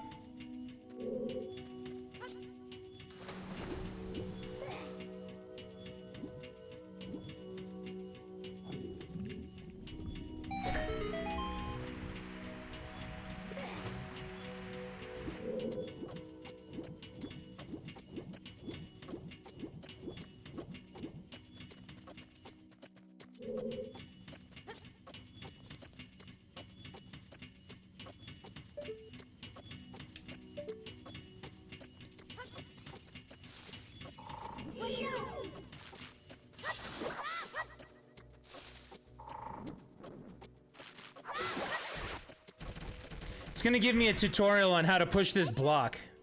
Yeah, see? Have you ever pushed a block before in a Zelda game? If not...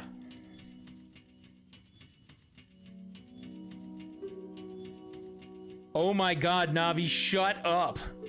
Thank you.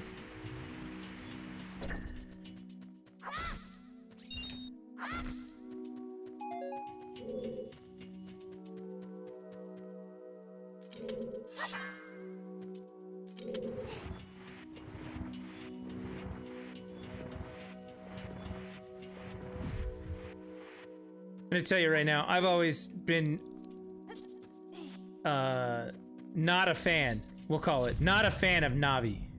I don't particularly like Navi. As far as the tutorial goes, I actually think that Navi is more annoying than Fi in Skyward Sword. And I'm okay living my life like that. So all those Zelda fans out there that set their phone every time they get a text message to go, hey, listen! I'm like, oh, stop! You know, I'm sorry I get like that.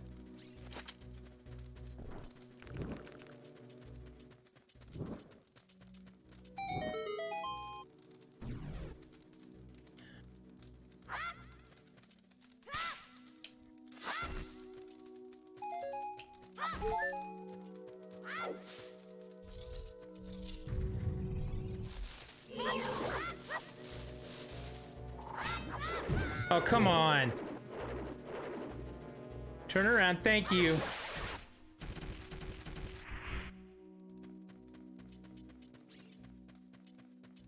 I'm sure that there are awesome ways to skip all of this.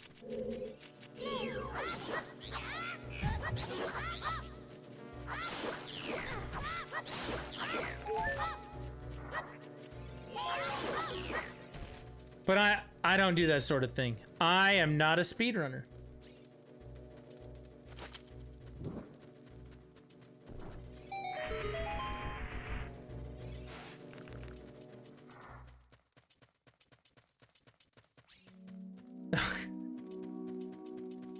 Yes, everyone, I was that close. If I hadn't gotten the other one first, if I'd just gone for this one, we would have been fine.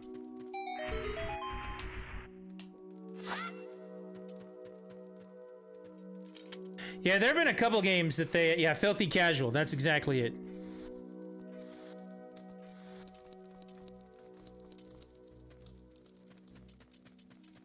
Thank you for remembering that term.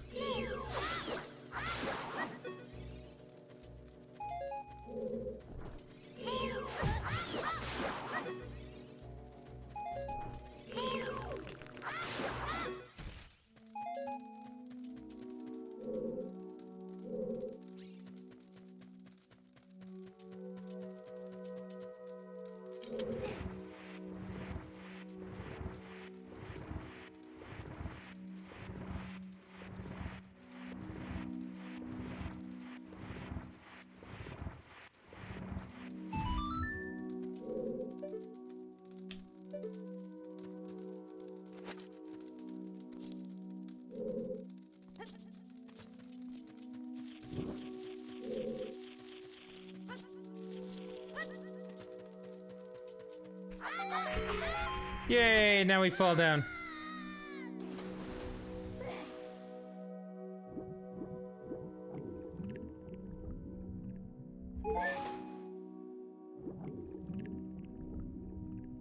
I mean, I get it. No one comes by to watch filthy casual play. Okay, this is the one. 2.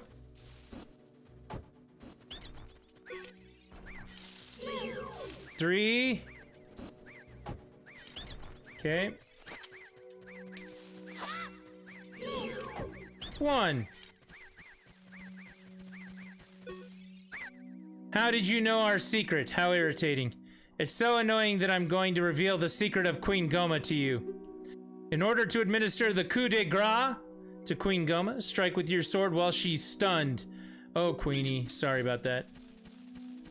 Hey, that little plant right there who told me all the things that I wasn't supposed to know, he's the filthy casual, let's be honest.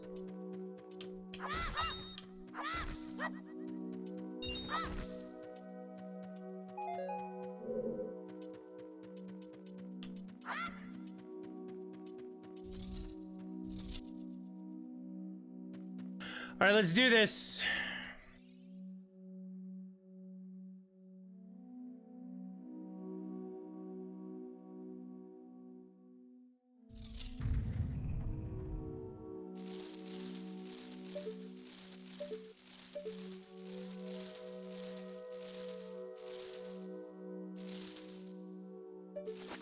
Do I actually have to do it with this? Yeah, I have to do it with the slingshot.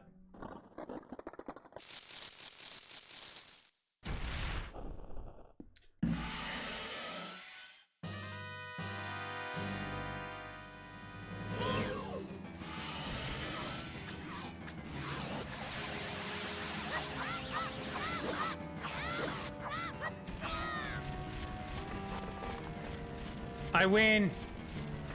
Okay, I almost win. I didn't completely win.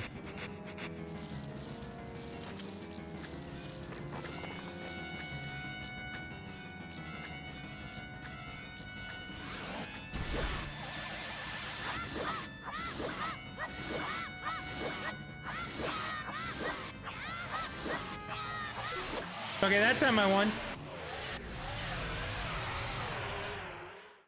There you go. Now you know how to get through the entire first area of Zelda, the Kakariko Village, and the Great Deku Tree level. You're welcome.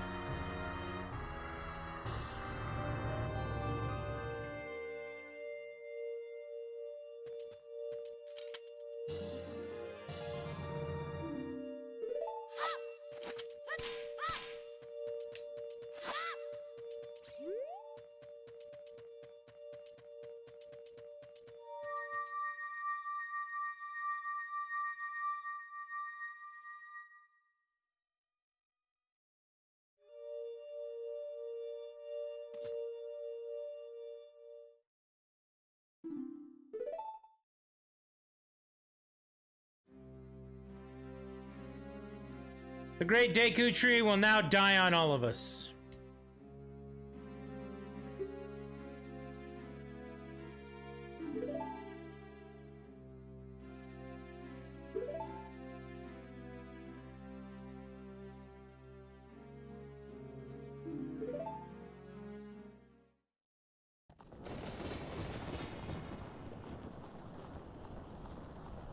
That, ladies and gentlemen, right there is a bad, bad man.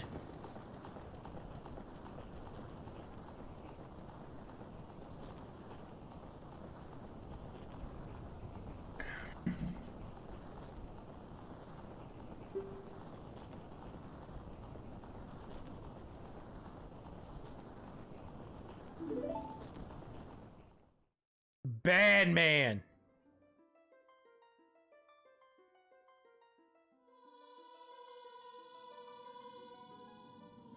All right, this is actually an auto cutscene. I'll be right back. Watch it. Enjoy.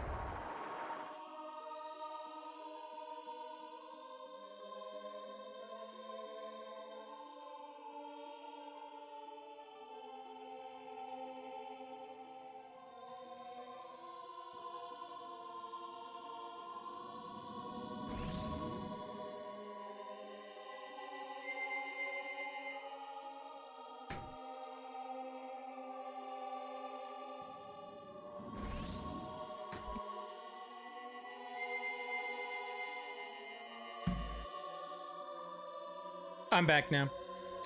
So I heard Game Boy and Game Boy Color games were leaked to be coming to Switch too. It depends on what leak you want to believe. Rye Guy, thanks for hanging out and seeing all that there is to see on the channel today. So it depends.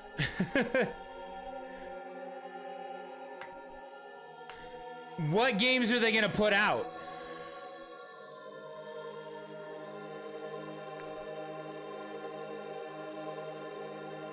I heard that leak that they were going to do Game Boy Color, but I heard it was more Game Boy Color and Game Boy Advance games that they were talking about at some point. Which would be awesome. However, if you look at it, what games could they bring?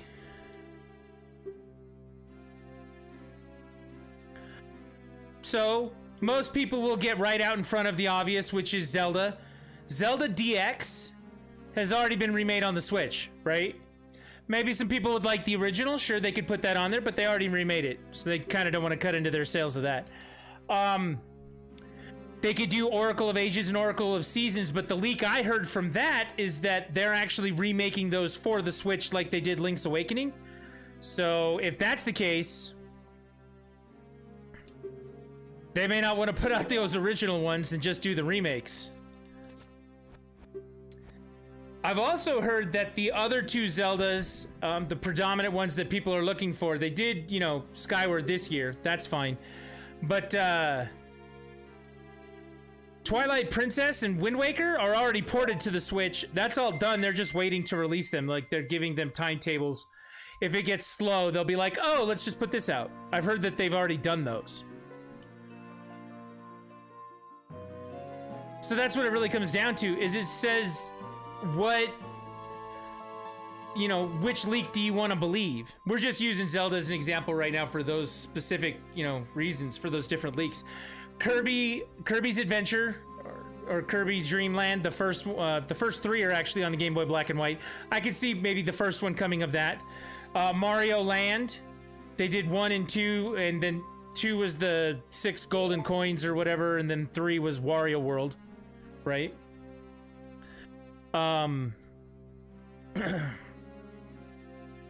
Pokemon would definitely not be coming. Pokemon would get remade, like they're remaking Diamond and Pearl right now. Pokemon would not get released with those. There's no way. I cannot see them doing that. Metroid 2 possibly could be on that list, but they already remade Metroid 2 as Samus Returns. Right? Like, they already blew their wad on all of that stuff, so putting Game Boy and Game Boy Color on there doesn't make a lot of sense. You know? I believe that they might, and when they do it, I believe that they're going to try and make the service, instead of costing $50 and $80, they're going to try and make it cost $100 and $160. That wouldn't surprise me, but it doesn't make sense. So again, it just really depends on which leak you want to listen to. You know, listen to a different leaker, get a different set of facts. You know, that's how that goes. And Mr. J's hanging out tonight. Are those ray traced reflections? The answer to your question is no. You want to see, like, let me show you. I'm gonna get by this here, and then I'm gonna save it. Okay.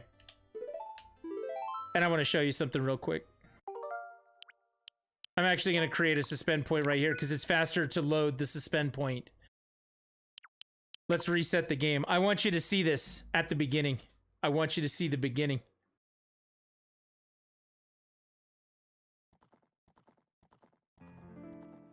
Those are supposed to be clouds, those giant pixels in the background. They're basically pixels.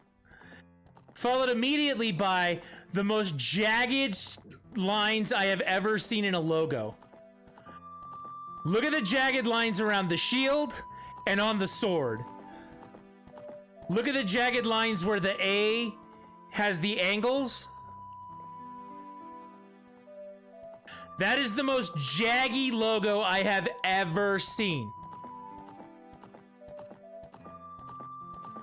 And I just wanted to show you that real quick. When you actually fire this up inside of an emulator, it actually cleans a lot of that up. Literal pixels for those angles. Yes, that's exactly it. Right, guy, I don't have any hope for GoldenEye on the Switch. We talked about that right at the top of the show when I was talking about the ups and downs of the Nintendo Switch Online. That's the first question I get every time. Is GoldenEye coming to the N64 stuff? Is GoldenEye coming? Is GoldenEye coming? Is GoldenEye coming? Is GoldenEye coming? The answer to that question is no. They would have to get MGM on board, they'd have to get Nintendo on board, and they'd have to get Microsoft/Rare on board. And the idea of getting MGM on board at this point is a zero go. It's a no-go. Perfect Dark, you're right. I actually said that too. I said you got a better chance of getting Perfect Dark because Banjo is coming. You got a better chance of getting Perfect Dark, but I still wouldn't hold my breath for that. That's just me. Don't hold your breath.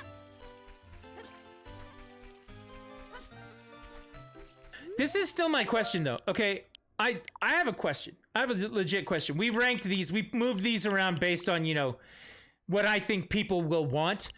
I think people are signing up for this so that they can have Zelda Ocarina of Time. I think that's the first and foremost game on the list that everybody wants. Like, this is the reason to have the N64 games, is this one game. Shadow Man disagreed with me. He thinks that Star Fox and Mario Kart are his two jams. I think that Mario Kart is the second game. Could possibly go up on this tier, but I don't think that it would. Mario 64, people are down to play and they want to do that, but they just released that for the Switch less than a year ago. Or just a year ago.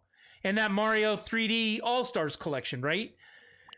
Star Fox 64, I can get down with Star Fox. I'm all for that, even though they remade it on the 3DS, whatever. Mario Tennis. Dr. Mario 64? Why?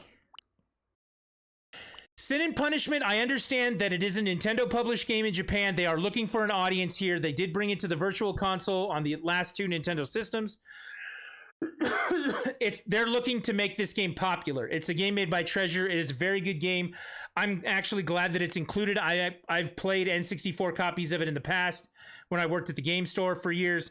It's a game I have played.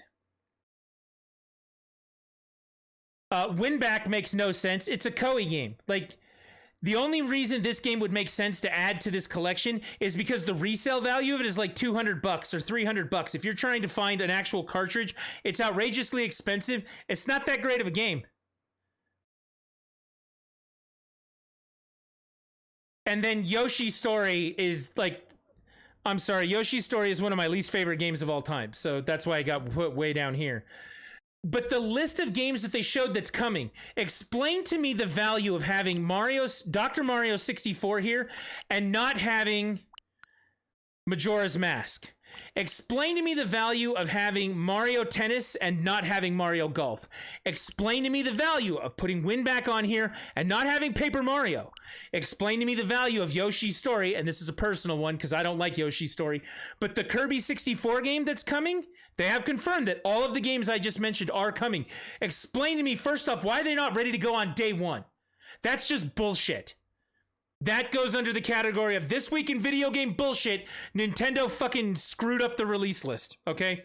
That's easy to take a look at. But why arbitrarily just select all these other things? I would much rather play Mario Golf than Mario Tennis.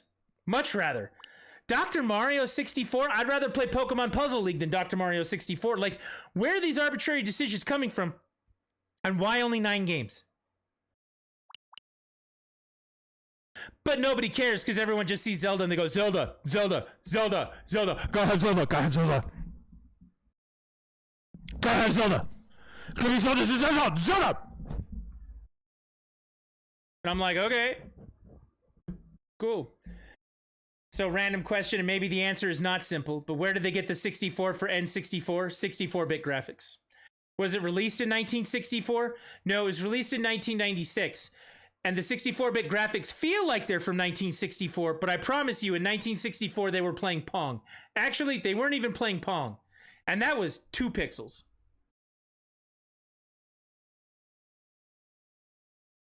If that doesn't make me sound like a child by asking that, it makes, well, 64-bit graphics, that makes sense, yeah. So that was the big difference. PlayStation N64 at the time. The PlayStation on the CD system could only do 32-bit graphics, and then the N64 could do 64-bit graphics. So that's why a lot of N64 things are 3D, and a lot of PlayStation 1 games are 2D. there are some things that they're trying to LoJack 2D with 3D, like Resident Evil is a great example of that, right? Resident Evil is a 2D game, but the backgrounds are drawn 3D, so you feel like you're going through the 3D mansion, but they're all 2D pictures. So they LoJacked some of that stuff. But the N64 games actually did 3D because of that.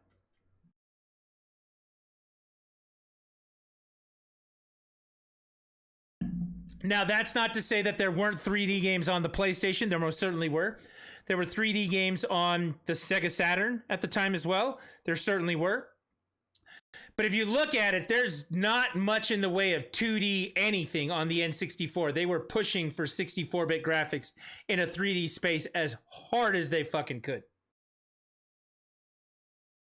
That's what they did. But you see what I'm saying? Like, why is this? Was this back when Nintendo actually kind of gave a fuck about graphics? No. Nintendo has never really given a fuck about graphics. Let's be perfectly honest. It either plays well or they don't release it. Except for in the case of Yoshi's Story. Apparently that shit somehow got through. Fuck, I hate that game. Like, no bullshit. I hate that game.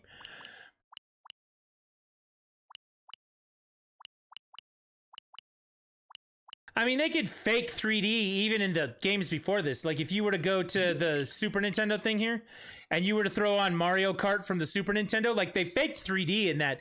It really wasn't 3D, but they faked it really well. But let me tell you guys, I'm going to show you guys right now. I'm going to show you the best thing about this new upgrade. Are you ready? I'm going to turn it up. I'm going to turn up the volume. We're going to pump up the jam. You ready? My favorite thing. Here it comes.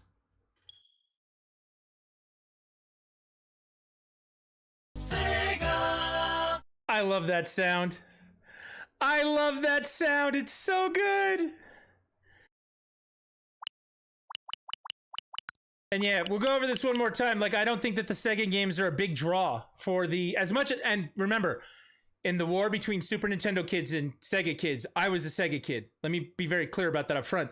But this is not a big draw for the Nintendo Online service. This is in another collection already available, already available, already available, already available, already available, already available.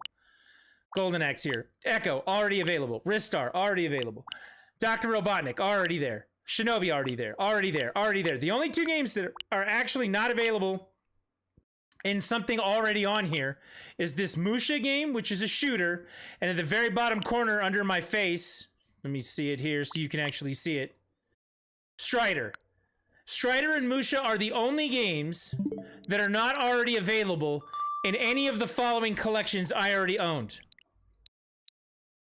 Here's the Castlevania collection right here. That has Bloodlines in it. Here's the Contra collection right here. That has Contra Hardcore in it. And then down here at the bottom, this Sega Genesis Classics collection, that has all the other games that I just mentioned in it. These were one-time purchases. So I don't see the value in the Sega games all that much. How many of these games have you played? How many of which games? Like, this whole list? Or in the online service? Like, let's be specific. How many of these games have I played? Played it, played it, played it, played it, played it, played it, played it, played it, played it, played it, played it, played it, played it, played it. Every single one of the games in the Genesis list I have played. Now you want to ask me how many of them I've beat? That's a smaller number.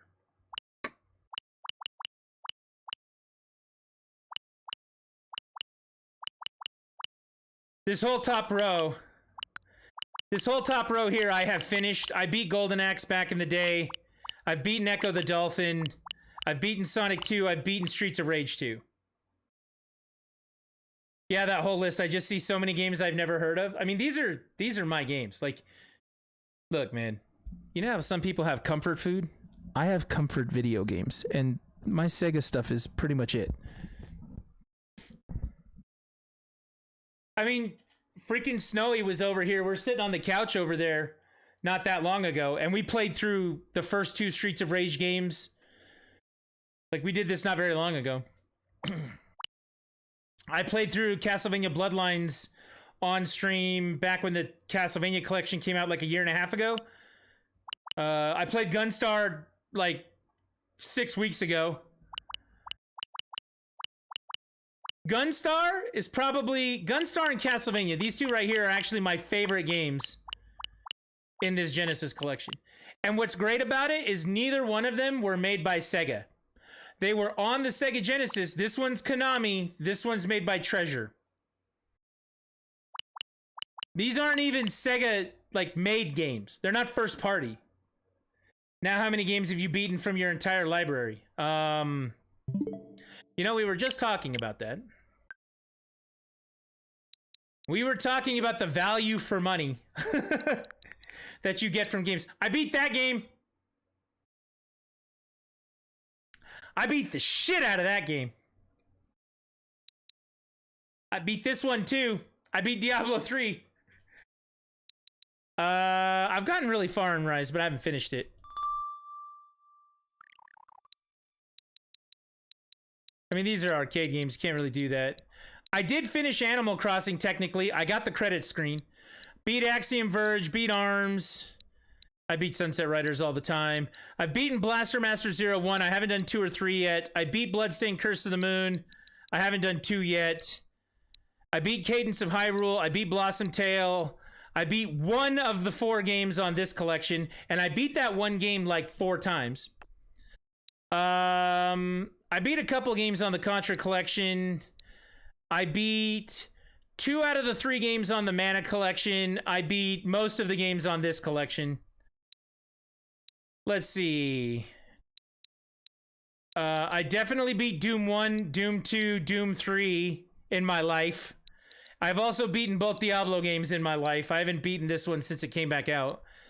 This one you don't really beat, but I've played it extensively. I beat Dragon Quest 1. I haven't done 2 and 3 or 11. I kicked the hell out of Farm Simulator. Let's be honest. I did the shit out of that game. I beat Fire Emblem Warriors. Oh my god. Did I beat Golf Story? I got real close on Golf Story. I beat Hyrule Warriors, both of these. Ikaruga is not really a game that you beat. That game is hard as shit. I beat Luigi's Mansion. I beat Katamari Reroll. I beat Marvel Ultimate 3. I have beaten... You forgot they brought Crysis to Switch? I bought it just to see how bad it runs, and it lives up to the hype of how bad it runs. Mega Man, I've beaten all 6 of these. I've beaten all 3 of these.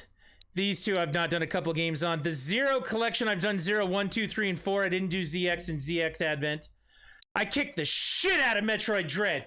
This guy! Yeah! Kick the shit out of it! Okay. I mean, you know, Minecraft is what it is. I beat Dungeons. I beat Monster Hunter Generations. I think we went all the way through that. I'd have to ask my son. I'm still got a few things to do left in Rise. I mean, can you beat Pac-Man? Let's see. I beat Shield. I'm halfway through Sword. I beat Quake. I've beaten Resident Evil 4, 5, and 6 in the, you know, in the time. Let's see. Virtual Racing I've done extensively. Quite a few games on this Genesis Classics collection I beat. Sonic Mania I finished. Streets of Rage 4 I finished. Splatoon 2 you can't really beat, but I've put many hours into that. I beat Sunshine on this. I beat Odyssey. I beat Breath of the Wild, Link's Awakening. Shadow would have to back me up on this. I was so close on The Messenger. I don't remember if I finished. I beat Trials. I beat Xenoblade Chronicles 1. Yeah, that's where we're at.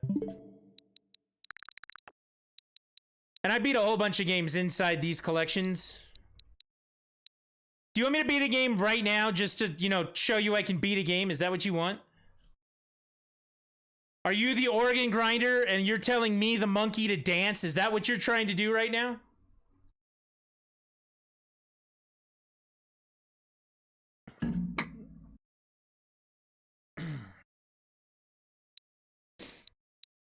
I'm trying to think if I could even do that right now. I mean, I could beat Mario 1. I could beat Mario 1. Those old games that are like 20 minutes don't count. I could beat Mario 1. Look. Hold on a second. That's not fair, Mr. J. He says the old games that are like 20 minutes don't count. That's not fair. And the reason I say it's not fair... No, hold on a second. Now, hold the fuck on. Yes. I can beat the original Super Mario Brothers in 8 minutes. Okay? However, the amount of time it took me to get to the point where I can beat the original Super Mario Brothers in 8 minutes was a lot more than 8 minutes.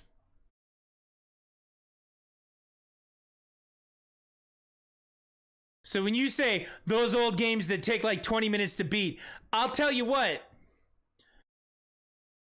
Outside of the speedrunners, you find me the people who can, casually just beat those games in 20 minutes. I'll take it all back and shut the fuck up.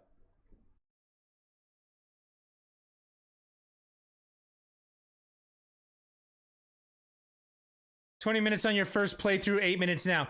No. I was going to say, I think Mario 1 is probably the game I've played the most in my life.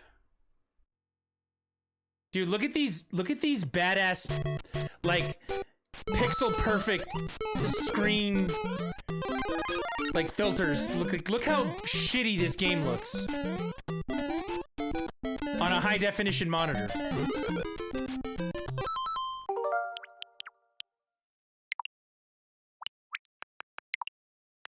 See, I put the CRT filter on it. If I just go 4:3, it looks way different. Look how cleaned up it looks compared to what it was a second ago. Pretty good, huh?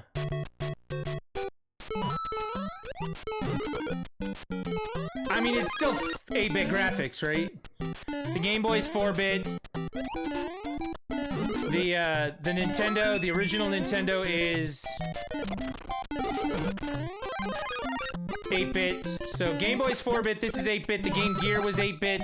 The Sega Genesis Super Nintendo was 16-bit. The PlayStation was 32-bit. The N64, 64-bit. The PlayStation 2, Xbox, and GameCube were all 128-bit. And then, they stopped counting things by bits at that point.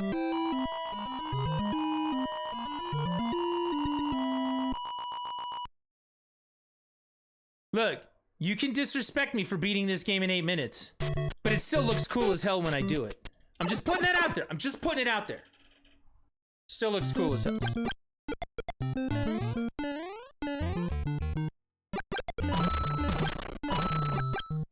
No disrespect. No, you can... Dude, it wouldn't be the internet if it wasn't, massive trolling, right? I've come to terms with it. What? Trick jumps? What? This guy's like a clown. Oh, shit, I missed the extra guy. Whatever.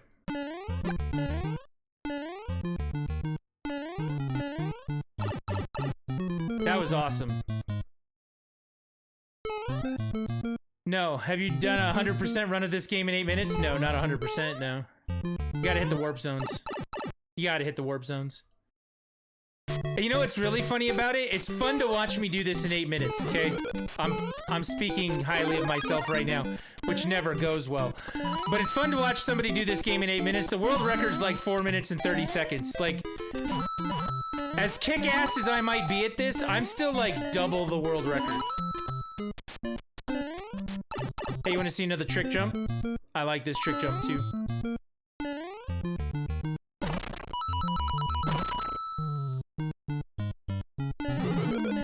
Yeah! You're not getting that jump.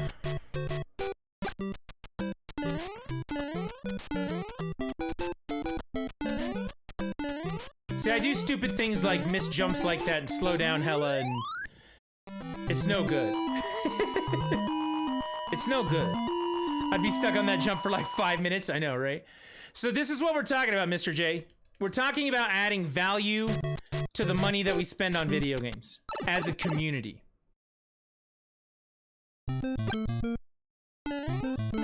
Because as you pointed out, There are a great many video games that are in this list that I have not finished.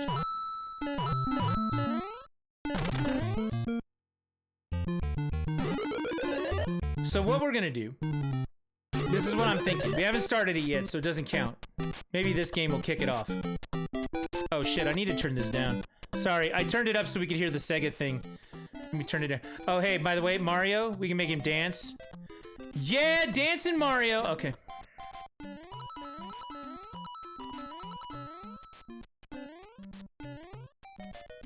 We're talking about adding value to the things we already have. And what I suggested was we put bounties on games. I make a Discord channel and we do bounties.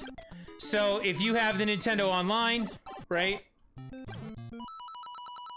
And you're here, you're playing Mario 1. You're just playing it at home.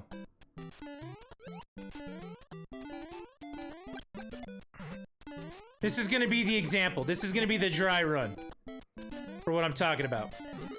We'll see if I get through it. And Mario 1 has not been finished. Nobody's done anything about it. It's still out there. So you decide to sit down and go all the way through Mario 1 like I'm doing right now.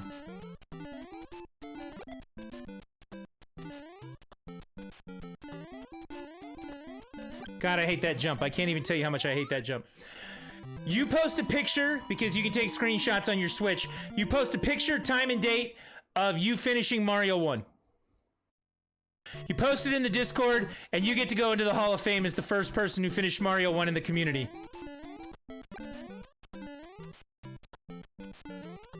And we build a Hall of Fame for that shit. And people can go and take their records and do whatever else. We're not looking for times, we're just looking that you beat it. Like, if you go all the way through it and finish it, like, good for you. And it might encourage some people to play some games first off that they wouldn't normally play. Okay, that's really weird. That shouldn't have happened. My controller is being freaky right now. When I was sitting here in this space holding down, like, it wouldn't hold down. So, I don't know. We'll see.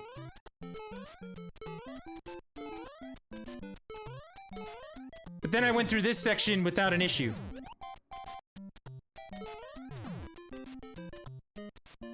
I don't know what's going on.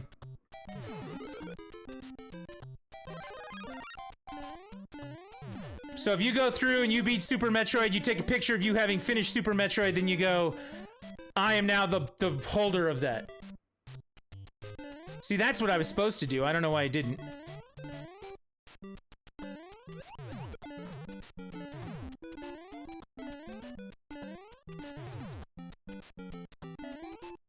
Yeah, that's what I was looking for. Alright, now we gotta do World 3, and World 3's fucked up, so I'm probably not gonna finish it right now, but we'll try.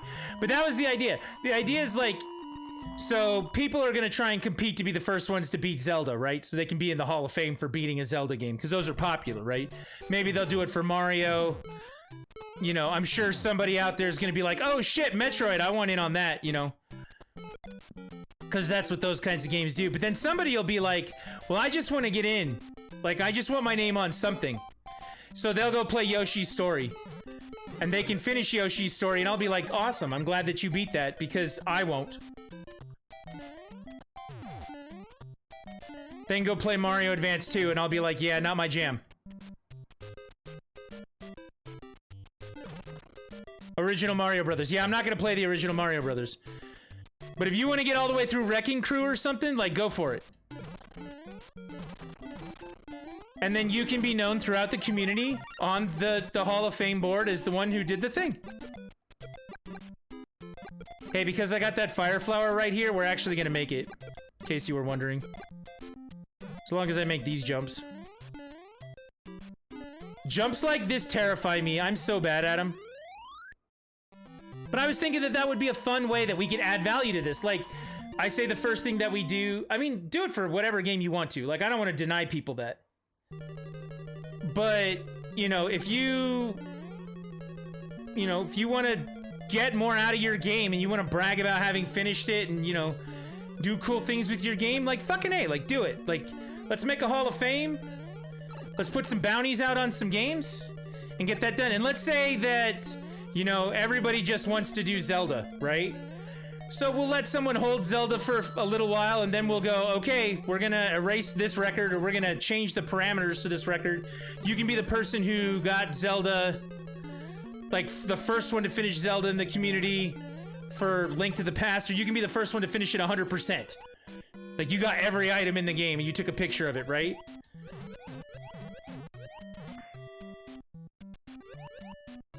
We could do stuff like that. I thought it would be fun to add value to the games that way.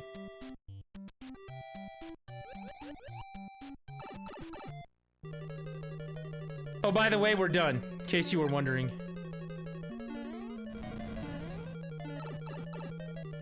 Done. Alright, so just like that, we finished Super Mario Brothers. I come down here. I just took a picture. And then I'm gonna push the home button and I'm gonna take another picture. Wait. That has the time up there. And now if I submit those, I am the Hall of Fame guy for Mario 1. What do you think? Can it be games that are already started but not finished yet? No, you gotta start over.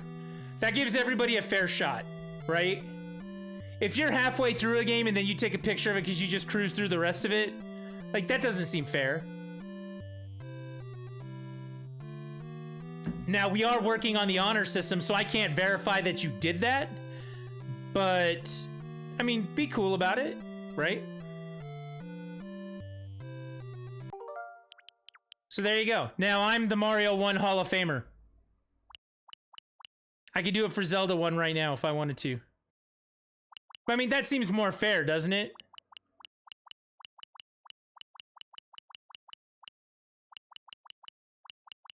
Gives everybody a fighting chance.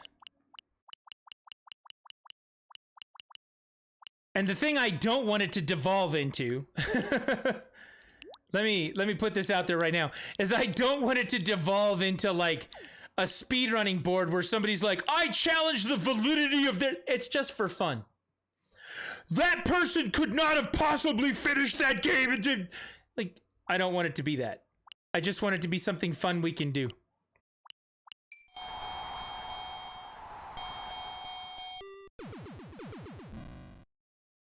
And you gotta do the whole thing. Like, you know, be honorable about it. Don't just put in the code for Mike Tyson and be like, I got this shit. Don't do that.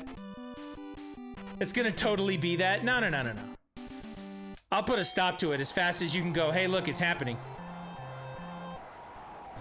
I don't think any of us in your Discord would do that. I don't think so either, but... Hey, you wanted pixels, Mr. J. I got you some pixels here.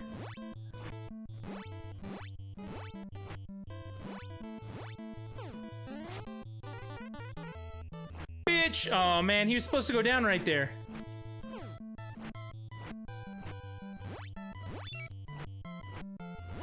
I'm gonna knock him down, then I'm gonna put him down there. I would hope that we wouldn't. It's just something for fun. Like, if your name lives on in whatever else, I don't want to have to put an asterisk next to it. Sit down.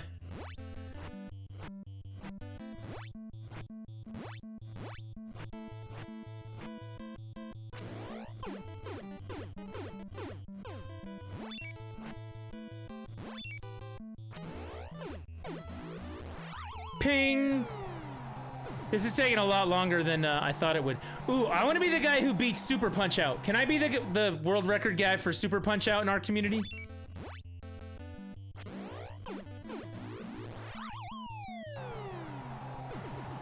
I can't beat Punch-Out, but I can do Super.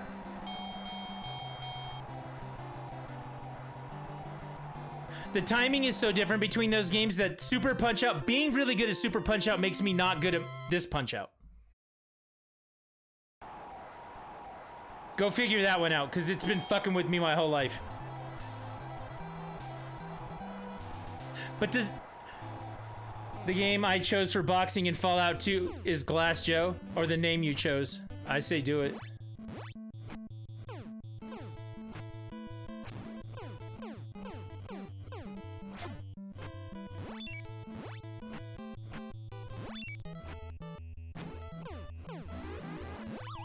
Are you planning on playing Horizon 2 at launch? As long as my Microsoft subscription's still active, yes.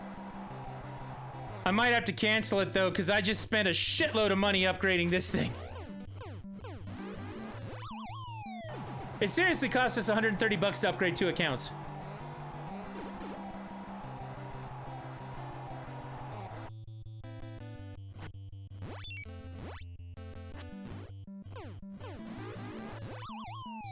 Yeah, I have the Game Pass.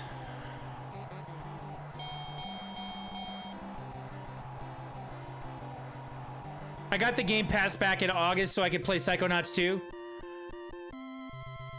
And then I kept it around because this week I want to play Age of Empires 4. And then I was going to keep it around for next month to play...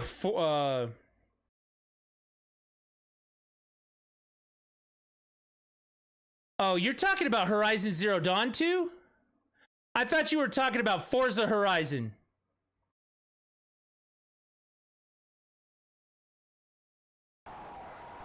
I thought you were talking about Forza. No, that's 5. You're right. Yeah, I'll play Forbidden West. I'll play Forbidden West that week it comes out. I'll have that.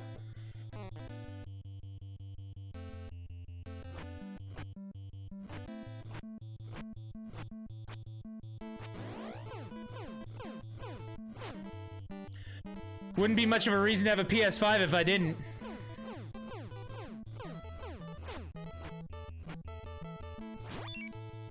Oops.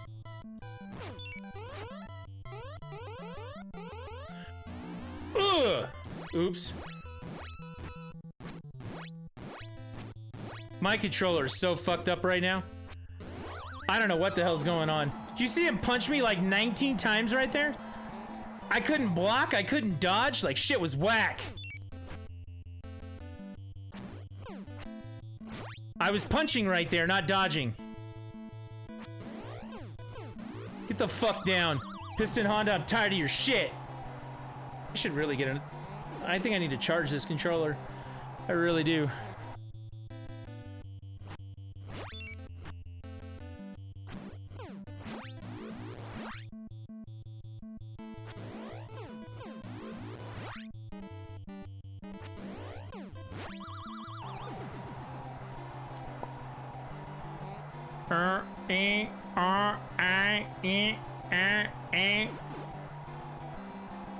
Alright.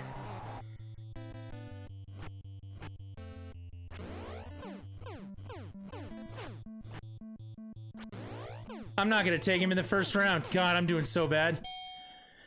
Alright, I'm done playing this game. I'm doing so bad. Sorry, guys.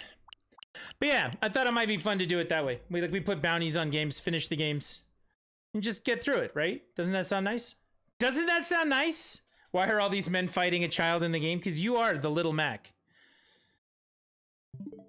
It's a little more proportionate in the Super Nintendo one, but not much. Not much more proportionate.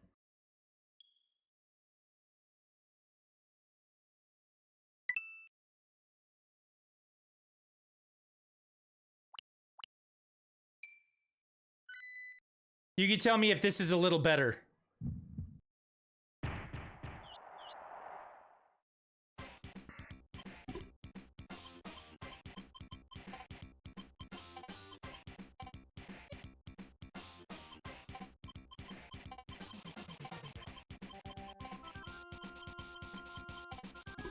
Still haven't tried this one yet. I'm just waiting for a sale for PS4 or PS5 games.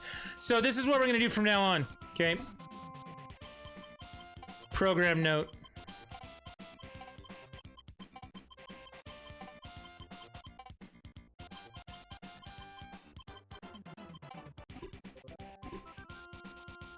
I don't want to spend $70 per game. Neither do I. All right, let's talk about this for a second. So this is something I've wanted to do for a while and I have not done. So we're gonna do this. Okay. Thursday night. We're going to start around 8 o'clock my time. 7 o'clock Pacific. What's that? 10 o'clock Eastern. Thursday night, we are going to start doing sales streams again. Okay. Not just again, but we're going to actually structure them and do sales streams. So every Thursday night, come to the stream, come watch. We're going to go through all the platforms. The reason we're doing it Thursday night is the Steam sale for the week. The week midweek madness will still be going on. The weekend deal will be up by that point. The Epic free game comes out on Tuesday, so you'll know to go pick that up. We'll talk about whatever that is. We're going to take a look at the Nintendo Switch sales, the game sales, because just because first-party games don't go on sale doesn't mean everything else on the store doesn't go on sale, because they do constantly, okay? We're going to check out the Switch sales. We're going to check out the PlayStation Network sales. We're going to check out the Xbox store, the Microsoft store. We're going to check out their sales. We're going to look through if there's Epic sales, things like that. This week will be a good one to tune into because Steam is having, I'm pretty sure they're having a Halloween sale that starts tomorrow. They usually do for Halloween. It's kind of a limited sale, but it still has some things going on with it. We'll talk about the new releases that are coming out, and we are going to find the things. I will go through all the things on sale. I'll tell you what I think is a good value for money. I will tell you what I think is a good deal.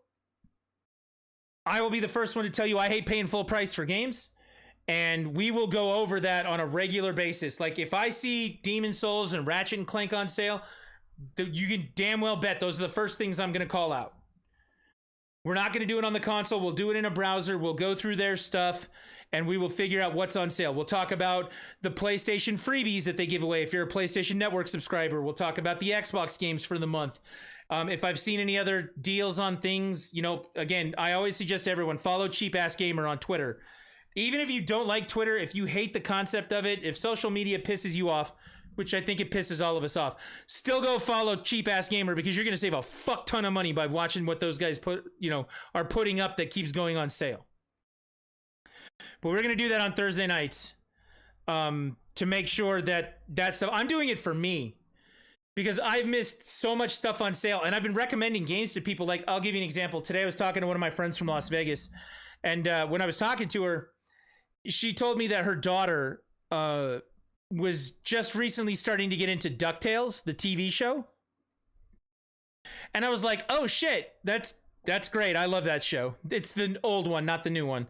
But she was getting into the old show. And I said, well, you know, they had Nintendo games for DuckTales when I was a kid. The first DuckTales is one of the best video games ever made. So I sent her a link to the Disney Afternoon Collection because they have an Xbox and I think they have Steam as well. They play on the PC.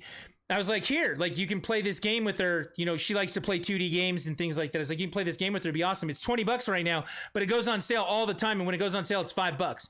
Like, I want to make sure that people have access to the information once that happens.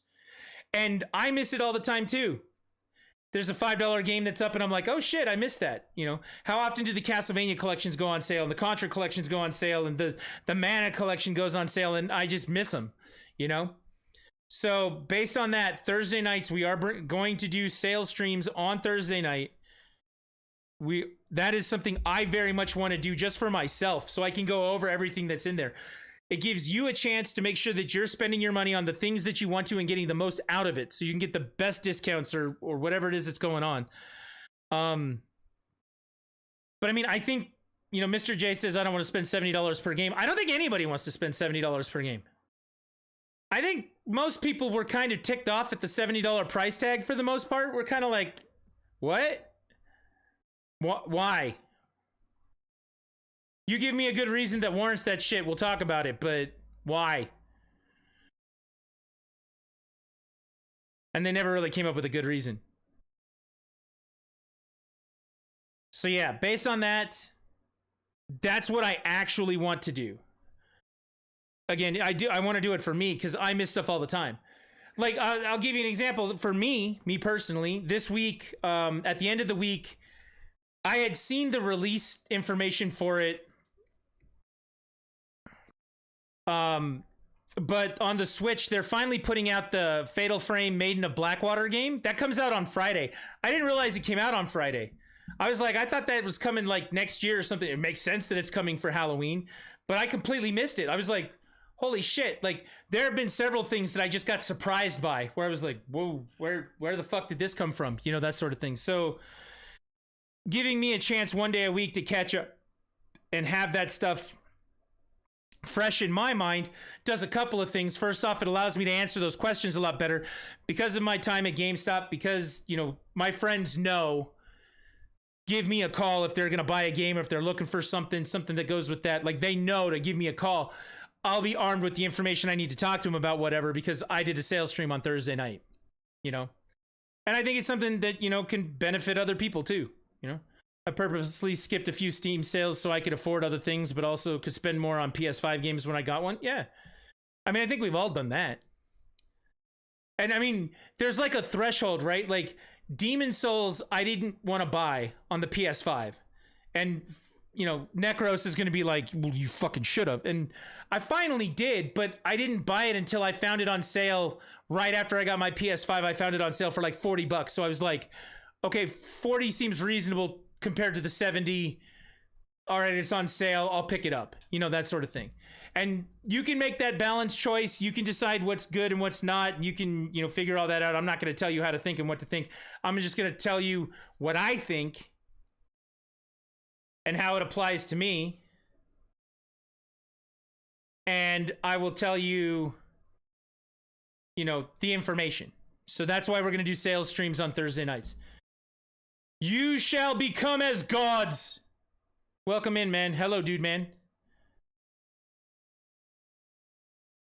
Thanks for hanging out, coming by tonight. Appreciate you being here doing stuff. We're just hanging out, talking about some things. We went through all the stuff today.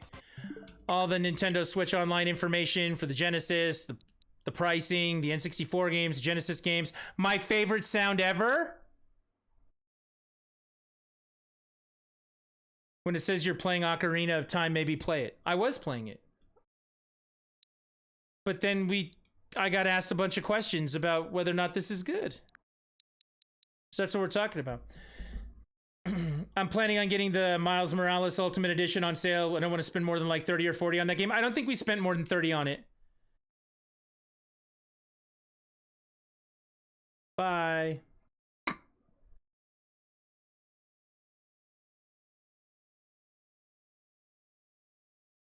I'm sorry that you're leaving. If you hang out, you might get some information. Maybe. But you know. Although he does bring up a good point. You shall become as gods brings up a good point.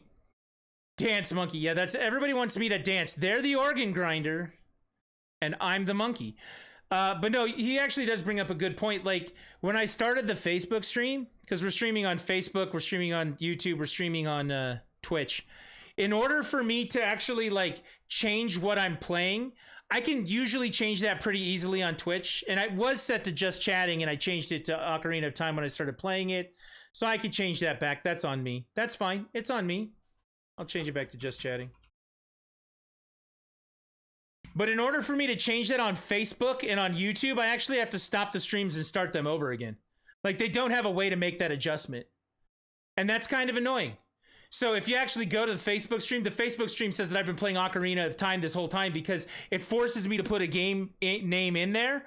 But Nintendo Switch Online wasn't one of the game names. So there wasn't anything I could do about that. I made a joke about that earlier. I'm like, if you're here from the Facebook view and you think I'm playing Ocarina of Time, I'm sorry, I'm not. I actually made that joke earlier and then, you know, You Shall Become as Gods came by and called me out on it. Look, you can't win. It's the fucking internet. You're not allowed to win. That's not how that works. But yeah, so basically on that, we are going to start doing, I'm going to start doing a sales stream on, on Thursday nights. We're going to talk about the games that are on sale on all the platforms. And we are going to try and save as much money as possible buying games. And again, we're going to try and get as much value out of the games that we have purchased as we can. Again, the upgrade for this, for the N64, I mean, this is, we put it up there at the top. Like, people want this upgrade just to play Zelda. Zelda's one of those games. Mr. J and I have talked about this in the past. Zelda's one of those games. It's the Fallouts and the Elder Scrolls and the Zeldas. And, like, you start playing that game and you automatically get some people to show up a certain way, or they come by looking for that, like the Elder Scrolls community, like they show up to do that stuff. Like you see an inflated bump in what's going on, even though they're just there for Zelda, and then you go play, you know, Star Fox, and they're like, well, fuck this shit, I'm out, you know, that sort of thing. Zelda's one of those games. So marking it down as Ocarina of Time probably was a bad move. My bad. I'm a dick. My name is Rich, so, you know, you can call me that. It's fine.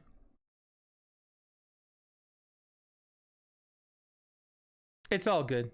I did beat the Deku Tree, though. I played all the way through the first dungeon. We had to show Shadow Man that you can get out of Kakariko Village, because he didn't know how. Or not, which the fairy village, not Kakariko. That's a different village, my bad. You'd think I'd never played a Zelda before. Kokiri Village. That's what it is. That's weird. I never thought about that. The Kakariko Village and Kokiri Village. That sounds exactly the fucking same. Like, what the hell?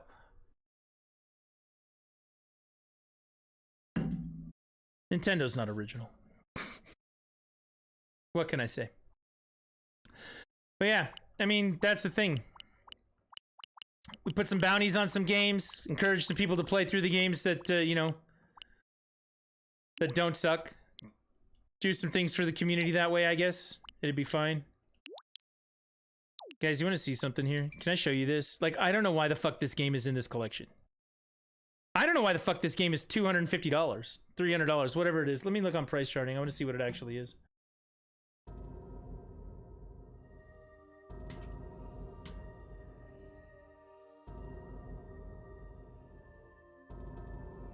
Oh, what the fuck? Maybe the price went down. It's only $63 now. Just the cartridge is $20. It was more than that before.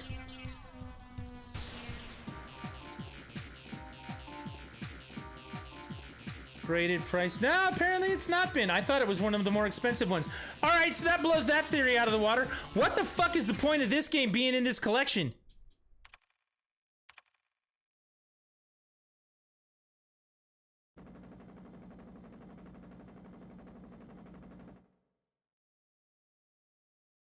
You ready? Go into mission. So everything's done on one joystick.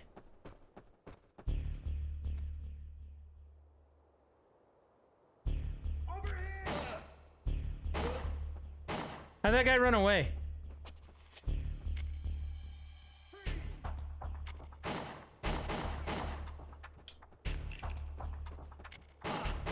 I shot that guy.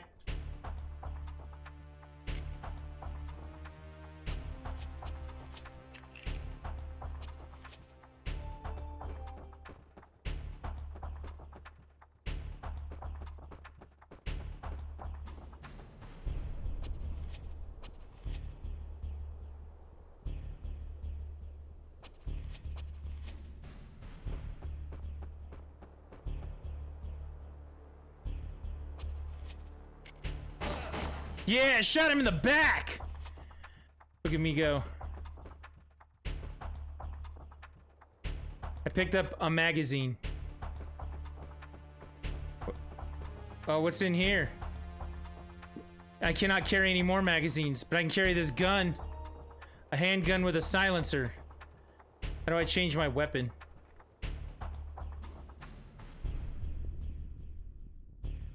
I got shotgun shells. Can you change your weapon in this game?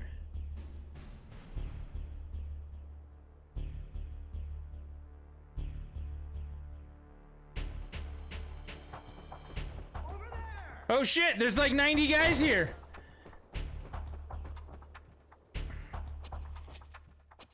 You want a piece of this? I'm right here, buddy. I don't even know what the fuck you're shooting at. Whoa. Yeah.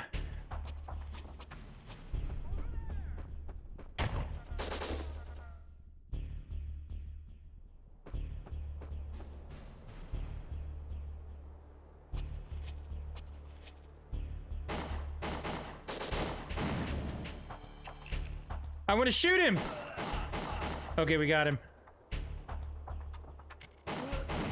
Oh, I blew that up. Apparently didn't kill the guy, though. I mean, it's a cool concept. It's kind of ahead of its time for an N64 game, but why is this on here instead of Paper Mario?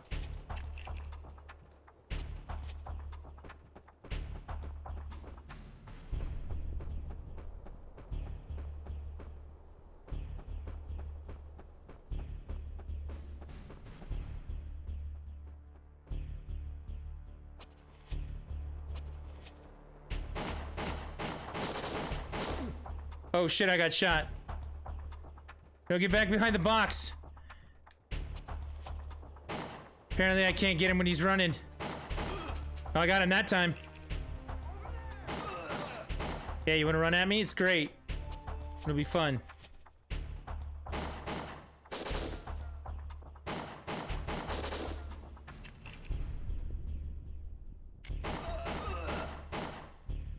Why is he not dead?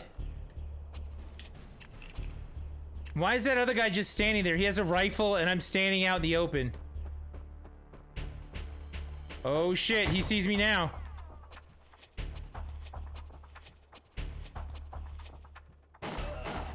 Oh, did I just dome you? No, I shot him in the gut. I didn't dome anybody. I'm not good enough to dome people. I'm using the auto aim. So, I mean, is the game kind of cool? Sure.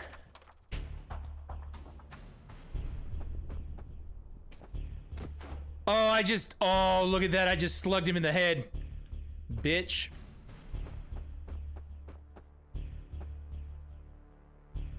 I can carry more ammo now. Again, for the N64, way ahead of its time.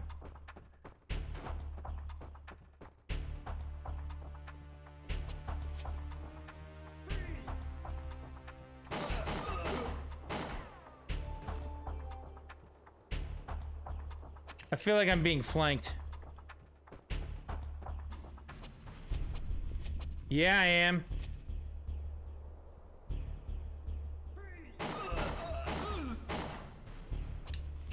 Okay, let's be honest. I feel like I'm really good at this game right now.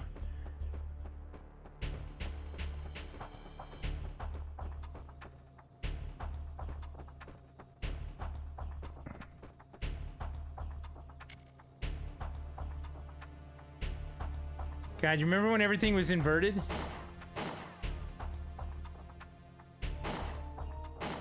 Apparently I can't break that device.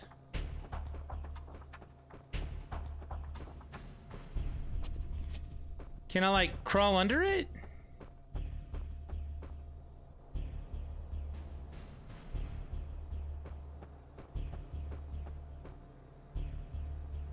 A laser trap. One slip and I'll be a crispy critter.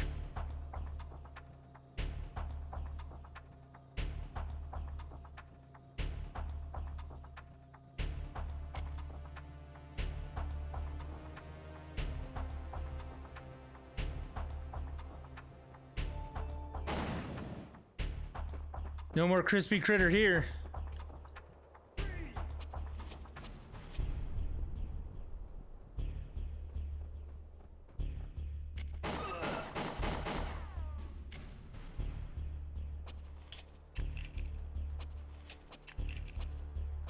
Yeah, I'm still asking. Why is this on here and not Paper Mario? Why is this on here and not Majora's Mask? Oh, I just got blasted. Get behind cover. Duck! Get behind cover, you...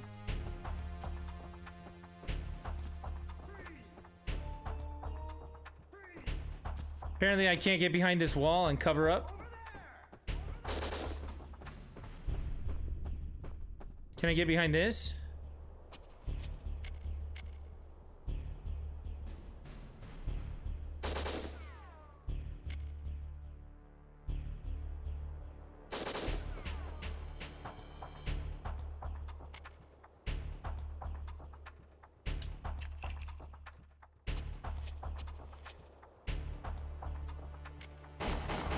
No.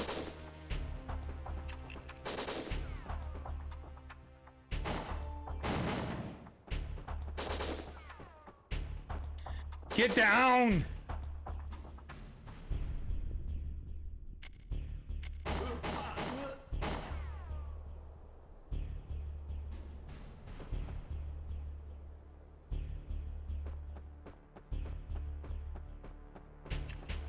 This is definitely not the worst game I've ever played on the N64.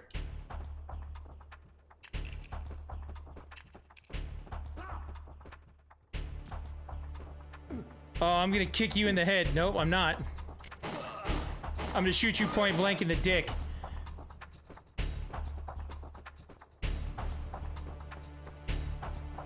I picked up his machine gun.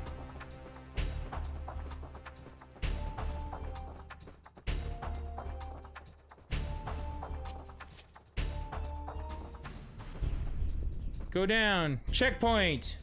Alright, I'm done playing this game. But yeah. Why is Win back in there? I still stand firmly behind that. Trying to figure it out. Why isn't Mission Impossible in there? That was on the N64. Why isn't GoldenEye in there? Must be that guy, right? Alright, well. I think that we've seen what we need to see with this. I will put some information up for the... for that Hall of Fame idea for the bounties on games. I'll make a new channel in the Discord. If you haven't joined the Discord, join the Discord. It's changed. The old one blew up.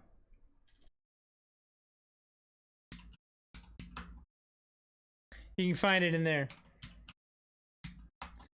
If you haven't taken a look, we've got pages on Facebook, on YouTube, and on Twitch. You can check out all the stream locations there in the Twitch chat. It shows all the links to that.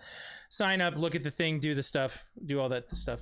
I don't know what my work situation is going to look like tomorrow. We'll see about streaming. Probably, if my son's available, we're going to play Diablo 2. And we're going to try and get some more into that and do some things. But yeah, I think tonight we went over all the new stuff with the Nintendo Switch Online. The ups and downs. I still think there are more downs than ups, but, you know, we'll see how it goes.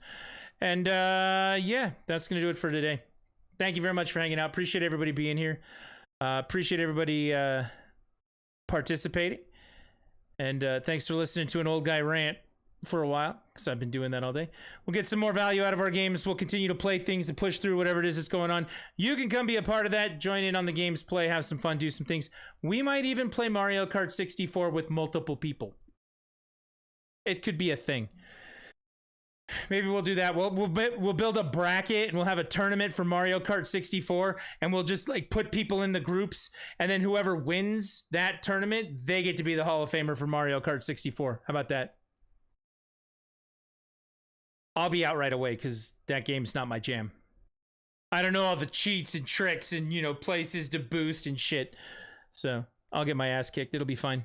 I don't need to be on the board for that game. But yeah, we'll figure it out from there. So thank you guys very much for hanging out. Appreciate everybody being here. Remember, go follow those pages for reasons. Do the thing. Join the Discord. And at the very least, if we're not playing tomorrow night, I will see you on Thursday night for the sales stream. So we'll catch you then. Thanks.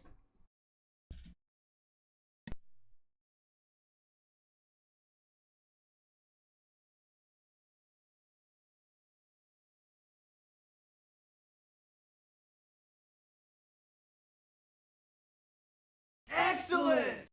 It's game over, man. It's game over.